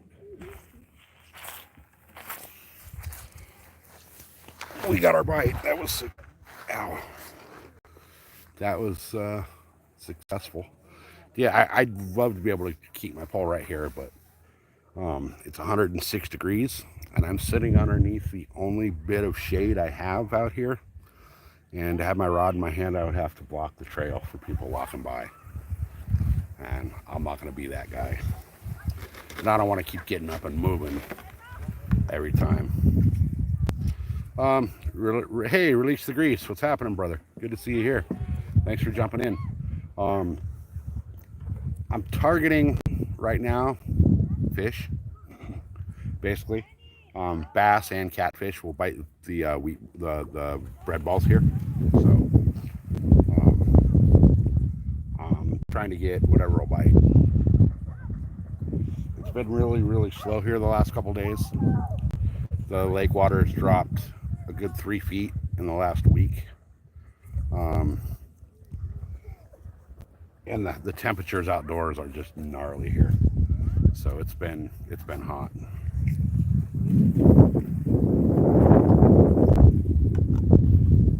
And yeah, I've gone that far through this freaking thing of water.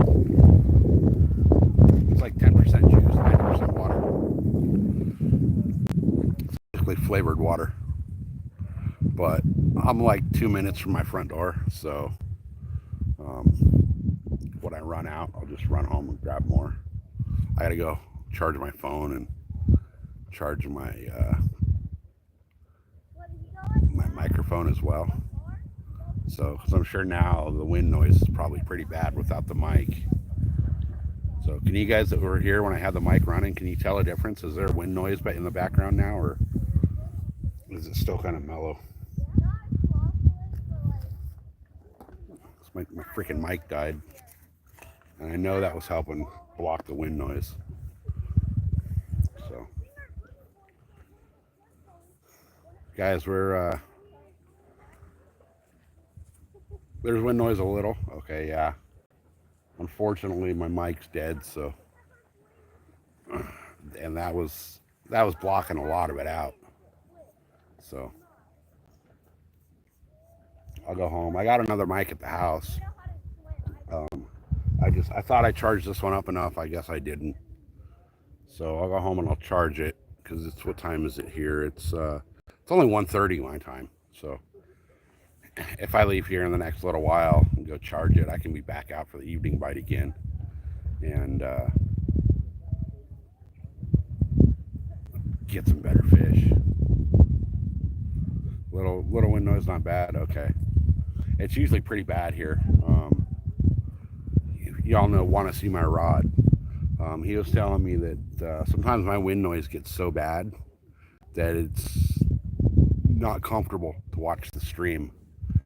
So I got the mic, hoping that would cancel a lot of the wind noise out. And it seems like it did right until it died. So I'll have to leave it on the charger a little longer next time. But guys, I have a goal for my channel to hit the 1,000 club on the subscribers. And at last look, I was I think 9 away from 800. So if you guys haven't hit that like and subscribe, really appreciate it.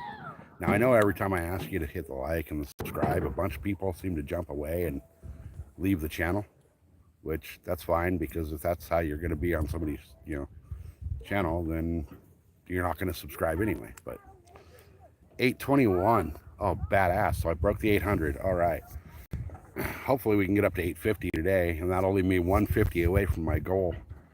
I really want to hit that 1,000 club. I was hoping to hit it by tomorrow, because tomorrow's the last day, tomorrow's, I think, the 1st. So I don't see that happening. I'd have to have one hell of a live stream to do that. But I want to get to that 1,000 club. I also need to get my watch hours up. So YouTube Studio is kind of deceitful. If you go in there and you click on your total watch hours,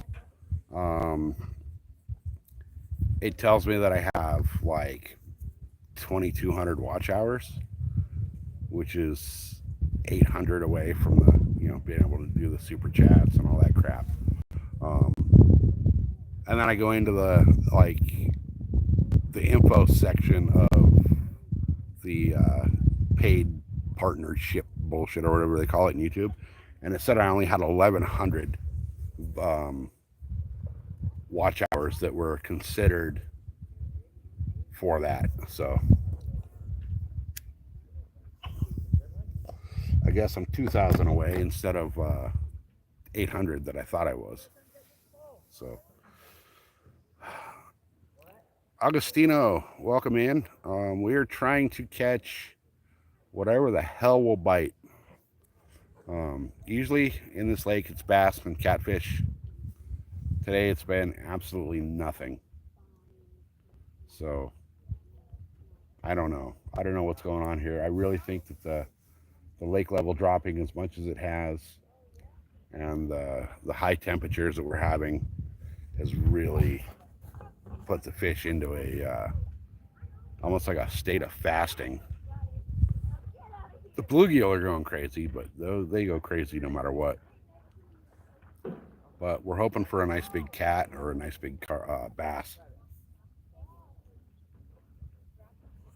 And I've got some pretty big bass out of this pond, so I know they're here. It's just a matter of if they want to eat or not. And typically the I don't know if you guys can see that or not. There's a big old dragonfly landed on my rod. Oh, he just took off right as I got the camera zoomed in on it.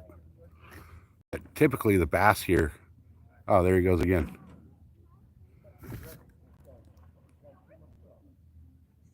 See him just chilling on the rod. I almost want to freaking catch them somehow and tie them on a hook.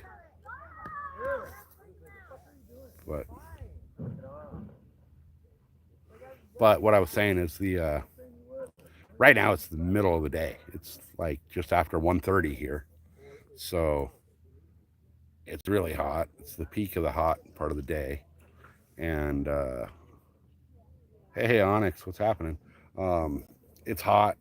There's a lot of activity on the lake. A lot of people swim. A lot of people, there's really cool thing about this place is there's like 10 or 12 different little boats and kayaks and pedal boats that you can use in this lake. And it's all just, for community use. So there's a lot of people in the kayak, there's one canoe and one kayak on the lake right now. But there's been people swimming, there's been a few people fishing, a lot of noise, a lot of clatter on the water. So I really think it's kind of got the fish hiding out for a little bit. But, worst case scenario, what I'll do is once my water's gone and my phone gives me that low battery warning, I'll go home, charge everything up for a little while, and then come back over here for the evening bite. I didn't fish this. I was going for a 14-day streak of fishing over here. I broke that streak yesterday. I did not fish yesterday. I really screwed up my back at the boat ramp the other day trying to load up the boat because the water at the big lake is so low that the boat dock, the little courtesy dock to tie up to when you're launching and loading your boat, it's so far out of the water that when you back your trailer in to either load or unload your boat, your trailer is past the end of the freaking dock that you tie up to while you're moving your truck and trailer out of the way. So trying to finagle all that and get the boat to where I could actually get it loaded and unloaded and all that yesterday. I don't know what I did, but I twisted wrong or something and I tweaked my lower back. So that was, I'm sorry, I said yesterday, it was the day before. So yesterday I just kind of stayed at home and did nothing. Sat in front of the air conditioner and laid on the floor.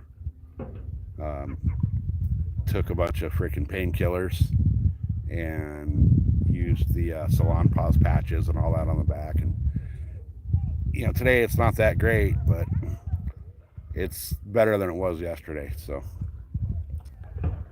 I figured, I got to get out here, and I'm not gonna reach my 1,000 subscriber goal by sitting idle. So the only way to do that is actually get out and put out content. So, and it's funny because I don't like asking for the likes and subscribes and all that, because I've noticed that when you do, once I say hit that like button, like 10 people bail out of the channel. It's almost like it offends them. So like, see, we just had 53. I said hit that like button and it went down to 39. But I'm hoping to get my subscriber count up to at least 850 today. I believe it was Danny went and checked, and Danny said I was at 820 or somewhere in there. So, which is good. That puts me closer to my goal of 1,000. But we'll see what happens. We'll see what happens. Right now, I'm sitting on an all-time. Well, I'm on my record. I'm tied with my record of 70 likes, which seems pretty low. But I'm a small channel, so one more like was going to break that record for me, which would be cool.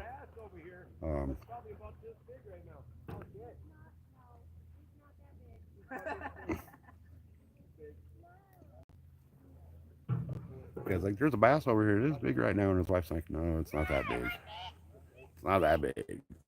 But I know there is a big bass that lives over in that corner. So release agrees. We're using hot dog ones for bait. Sorry guys, my chat froze again.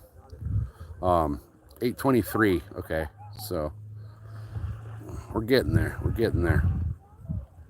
Hey, Anthony, what's happening, brother? I'm not sure if you got the. I don't know if I emailed you back or not. I thought I did, but I got the shipping notifications, so the stickers will be here. Supposed to have been here today. I went and checked the mailbox and there was nothing there, so they're not here today. They should be here tomorrow, and as soon as they're here, there's a couple coming your way, bud. So yeah, and that's why, you know, that's exactly why that's exactly why I don't like being that guy. Like, hey, everybody hit that like and subscribe and the Cash App and this and that and this. You know what? I mean, I'll ask you to hit it once in a while just as a reminder, because I know that I go into people's channels. I do it fucking religiously on like Cindy and Crappy Man, and a bunch of different channels. And I'll be sitting there for 30, 40 minutes watching these lives and realize that shit, I didn't hit that like button. You know, so I've noticed lately a lot of people have been saying they're having issues with YouTube with not pushing out their content, or I know for a minute there, Thunderstruck was having issues even getting his lives to go. Like he couldn't even get them to turn on. So I don't know if that was like a YouTube programming issue or what, but I'm hoping that the likes and the subscribes and all that actually do push the channel out more. So I don't know if it's truth or not, whether it does or not, but we'll see. I for some reason I usually don't know why I don't hit it right out of the gate, but a lot of times too, like I'll have the live stream going and I'll be doing something, and like you'll notice, like I'll be in the chat and all of a sudden I'll drop out for a while and I won't say anything, and it's usually because I got my phone sitting in the little phone cradle on the table and I'm doing something, so I'm kind of just like listening in the background. But I don't know, I need to be a little more conscious about it.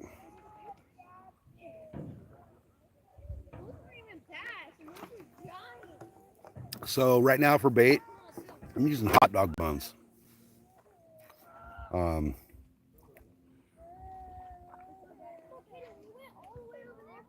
It seems to me that in this pond, I've got more fish on bread balls than any other bait. I've tried Topwater, I've tried jigs, I've tried crankbaits, swim baits, poppers, Texas rigged worms. You know, it's been really odd, but I've got more fish on just straight bread balls than anything.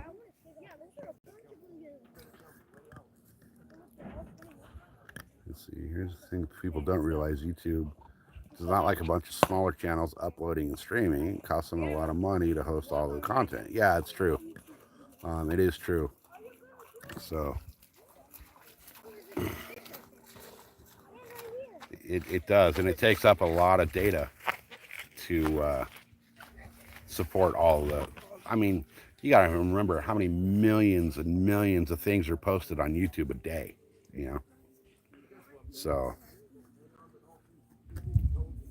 yeah, it's definitely suppressing some of those channels, the smaller ones, which is, I mean, I see it from both standpoints. You know, the data that YouTube has to deal with on, I mean, right down to the hourly basis, the amount of data that they're having to store is just insane.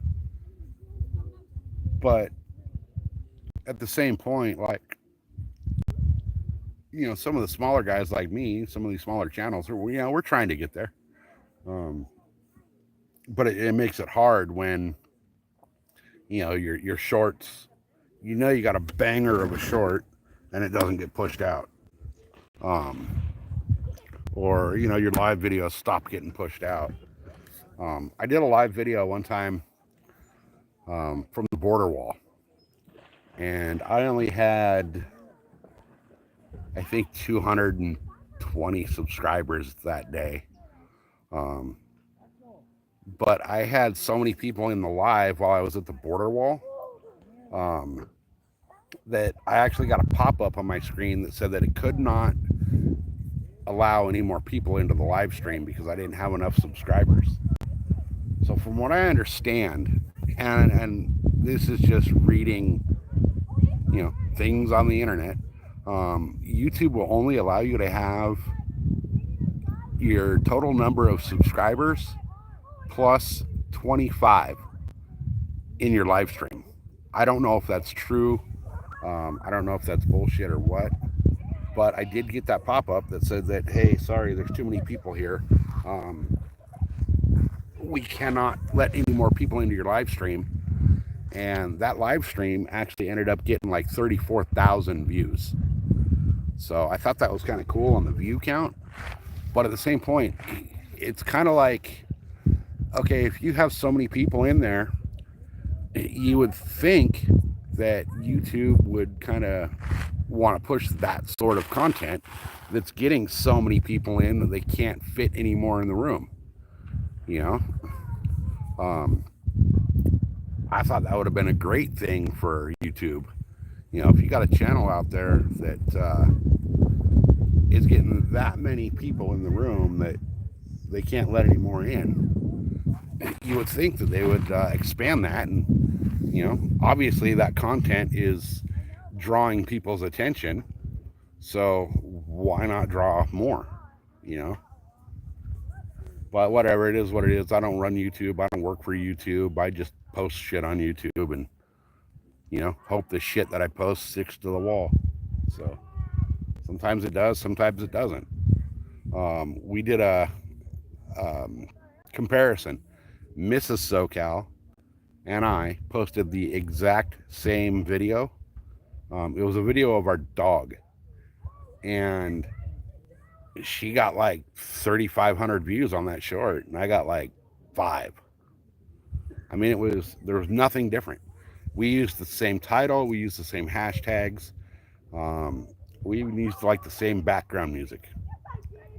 An absolute night and day difference of the view count. Now the thing is, on her channel, she's only got like 75 subscribers. She only created a channel to be able to do split screen lives with me when we're fishing the bay or one of the bigger lakes. So I was scrolling live streams and was preventing him from accessing the stream because the streamer didn't have many subscribers. Yeah, see? Hey, Rod, how you doing, brother? Good to see you.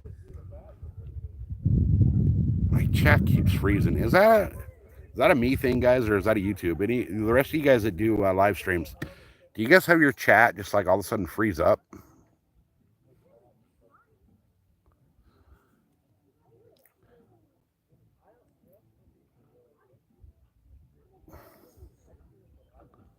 You're one of the 5. Yeah, see?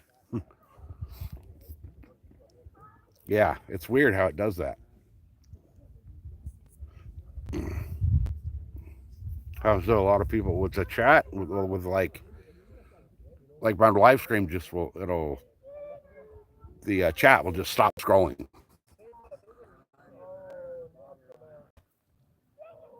A lot of people can all this week. Okay, cool. Because it'll like all of a sudden it'll stop on a message, and it's usually a longer message, anything over like 2 or 3 lines worth of text, and it'll just stay there.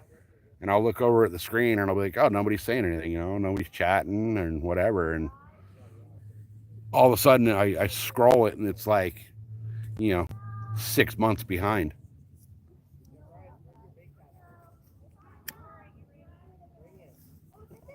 So I really want to get to that level where I can actually start posting up the merch on my channel, because I got some really freaking cool logos and designs that I've come up with that I want to put on t-shirts and hats and all kinds of cool shit.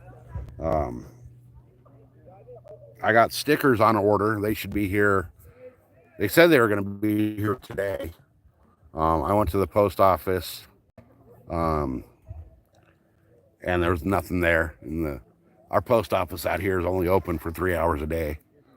So, it's if they, I got there at like 11 o'clock. She might not have had everything in the boxes already, but because we don't have mail service out here where I'm at. Hey, we broke the record. We're at what, 73? Sweet. That's awesome, guys. Thank you. Appreciate that. But yeah, we don't have mail service out here. We're so rural that we, post office box only. There's only 800 people in this little town, so it doesn't make sense to have a mail carrier come out here and drive house to house every day when we can have one post office right in the center of town that, most people have to drive past on a daily basis anyway to get home. So, but the girl that works at the post office there, she's only there till 1 o'clock every day. She's there from like 9 to 1. So usually she tries to have everything in the PO boxes by 11 o'clock. I went by there at like 10 something this morning, and the stickers weren't in there. The tracking said they should be here today, but who knows? They might be sitting in there, but I'll go check it again before they close, because they have the electromagnetic locks on the front doors. And come 7 o'clock, man, if you're inside the post office at 7:02, you're stuck.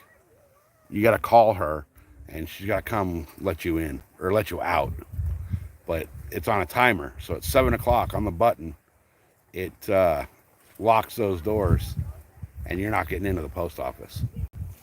And then Sundays, it's completely closed. I cannot go check my mail on a Sunday.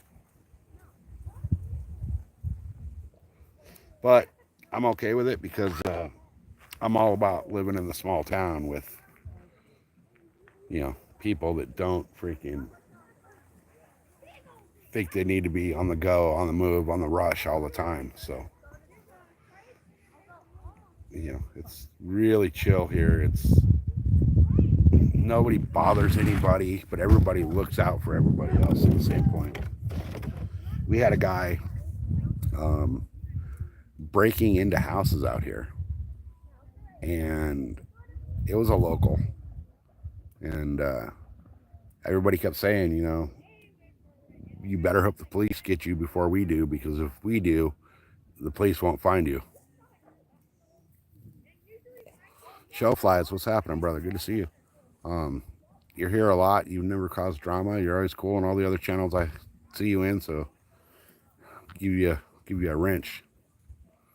So I don't know what it is with I don't know if it's a phone issue or what, but my screen, everybody that does live streams knows that you can see the little counter on how long you've been live, how many people are watching, and how many likes you have. It cuts mine off, so all you can see is like half of the side of the likes. Like, I can tell it's a 7, but I can't tell if it's a 0, an 8, or a 6.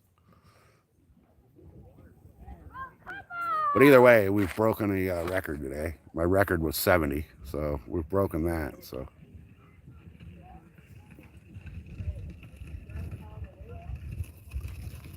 hey, why not, man? I know I didn't go out yesterday, and I felt like a total loser because I didn't fish yesterday.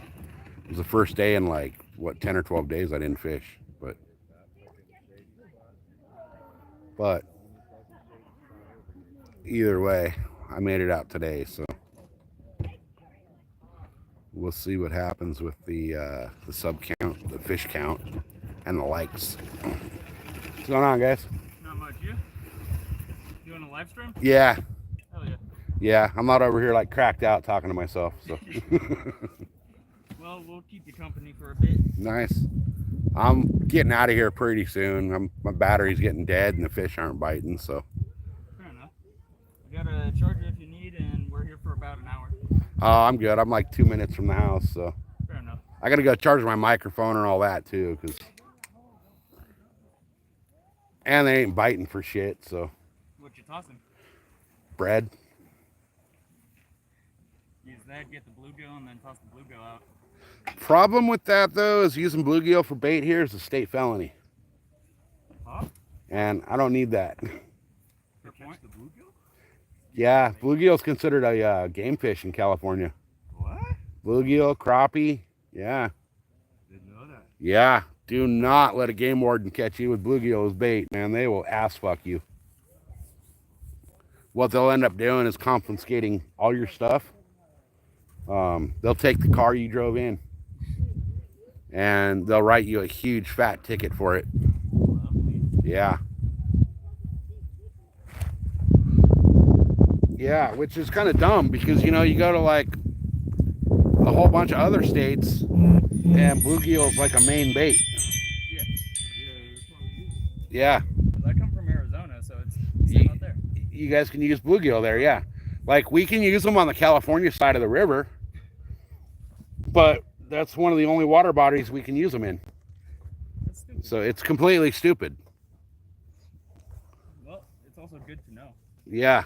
Yeah, don't get caught with them on this side. Appreciate the warning. So I have a buddy that he got caught down at San Vicente using bluegill. He was bait netting the bluegill and using them for bass. They took his boat. They took his truck. They took all his gear. They made an example out of him, you know. Oh yeah. So Damn. he got screwed. And then yeah, Montana's the same way. And you get caught using bluegill in Montana for bait, you're going to freaking jail. It's completely stupid.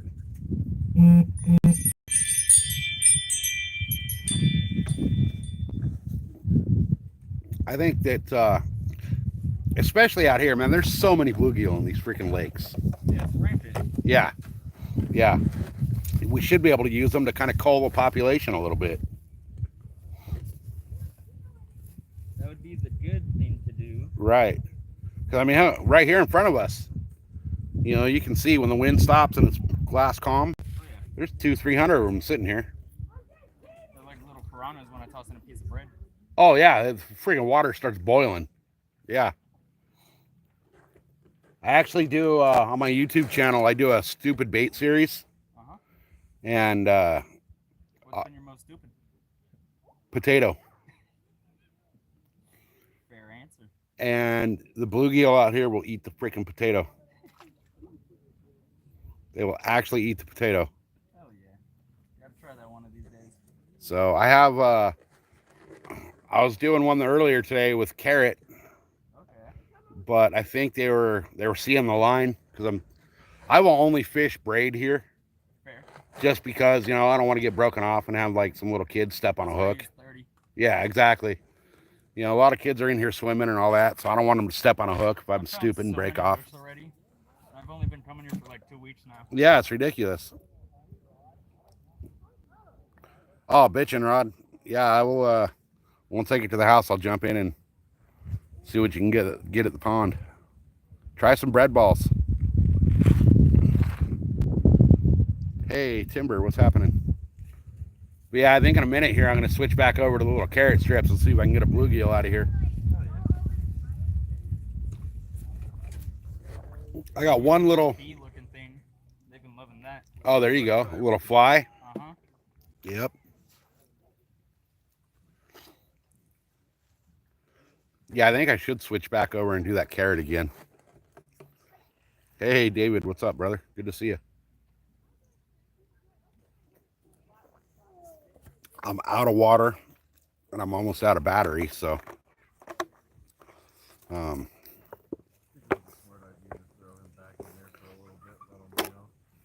Yeah, fresh bread's definitely best. The hot dog buns I bought at the little store here this morning were already freaking stale.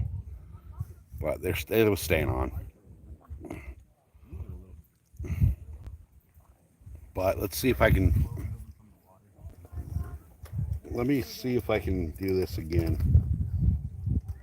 I'm gonna... Oh shit, there's a big bass right next to the little bass. I'm gonna see if I can tie on a little thing and little mosquito hook and That the baby bass is on. see if I can get a bluegill over here. See if the carrot thing will finally actually work. Oh. Is that bigger, like lighter colored bass cruising right there? Yeah. Just chilling right here next to Arlen one. Yeah. I've caught him so many times. Really? Yeah. I like getting the one with the crooked fin. Oh yeah. Dude, that's Yeah. That guy's great. stupid looking. Yeah, his like from the back fin all the way down to his tail's all crooked. Yeah. It's like a little U-shaped damn near. Yeah. Yep, I know that fish.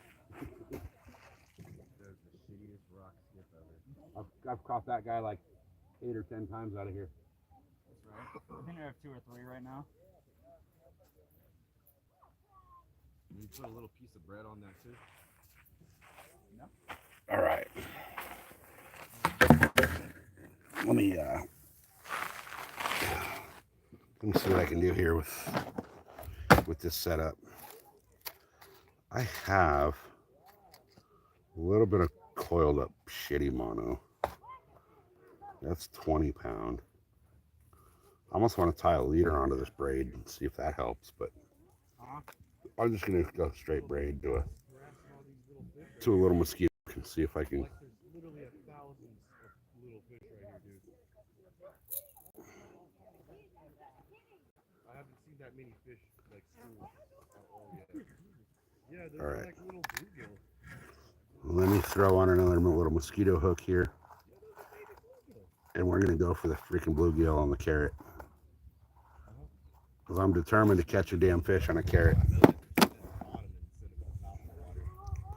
I wanted to originally shape a full-size carrot into. That's right there, same size as what you got. Oh shit! I wanted to originally shape carve a carrot into a jerkbait, but I don't have any full-size carrots at the house right now, and the nearest store is like an hour and a half away to go get carrots. So we'll use the little shredded carrot that we had in the fridge.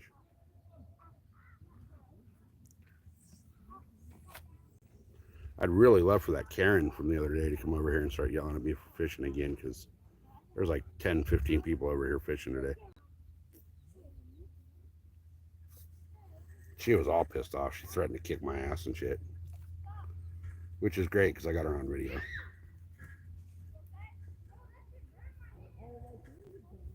I figured that would make some good content, but apparently not. We got like 500 views and died.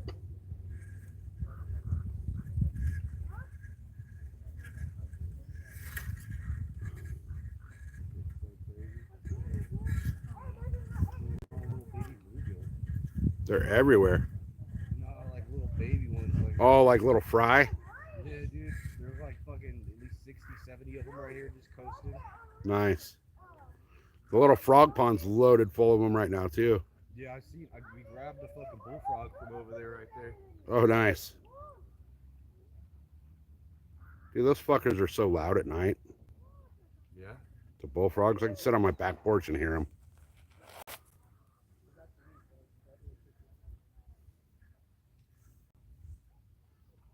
These little tiny teeny hooks are so hard to tie a knot with.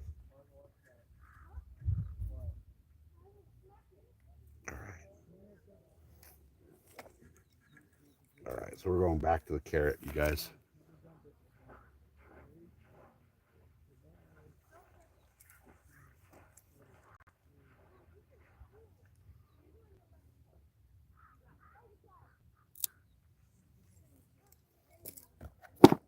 All right.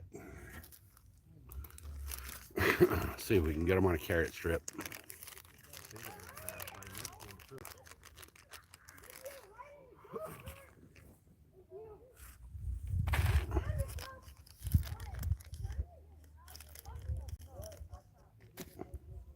All right. Last time I think the carrot strip was too big and they could see it on the hook, so I'll make a little smaller carrot strip and see what happens.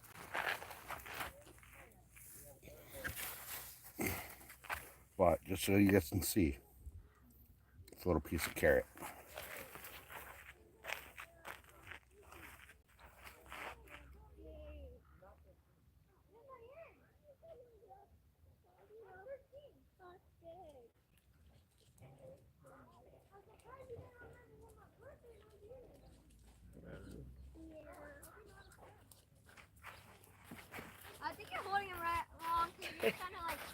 She's good.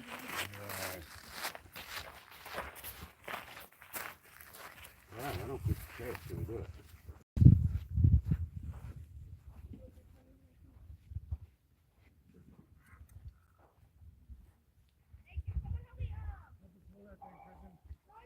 It might do it.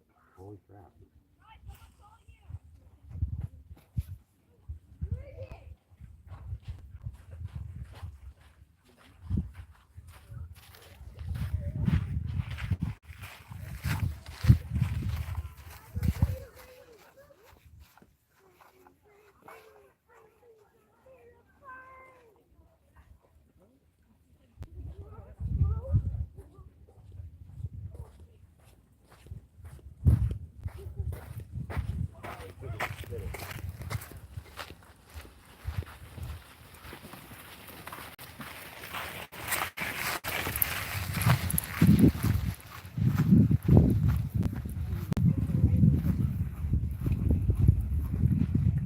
Holy shit.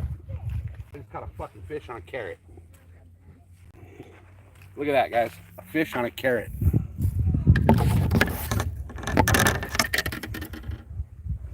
I caught a fish on carrots. Look at that.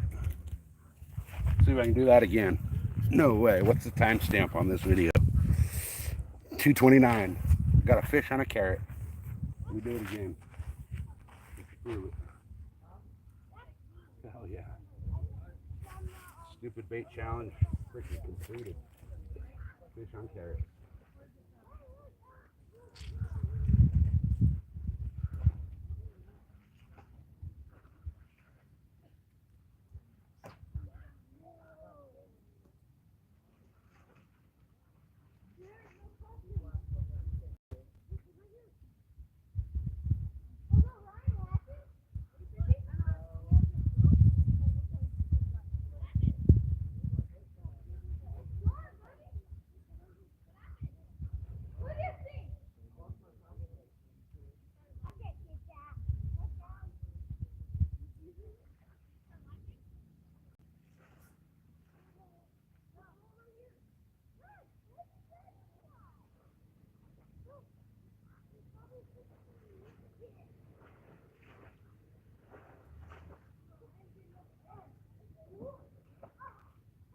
Oh, took it from him.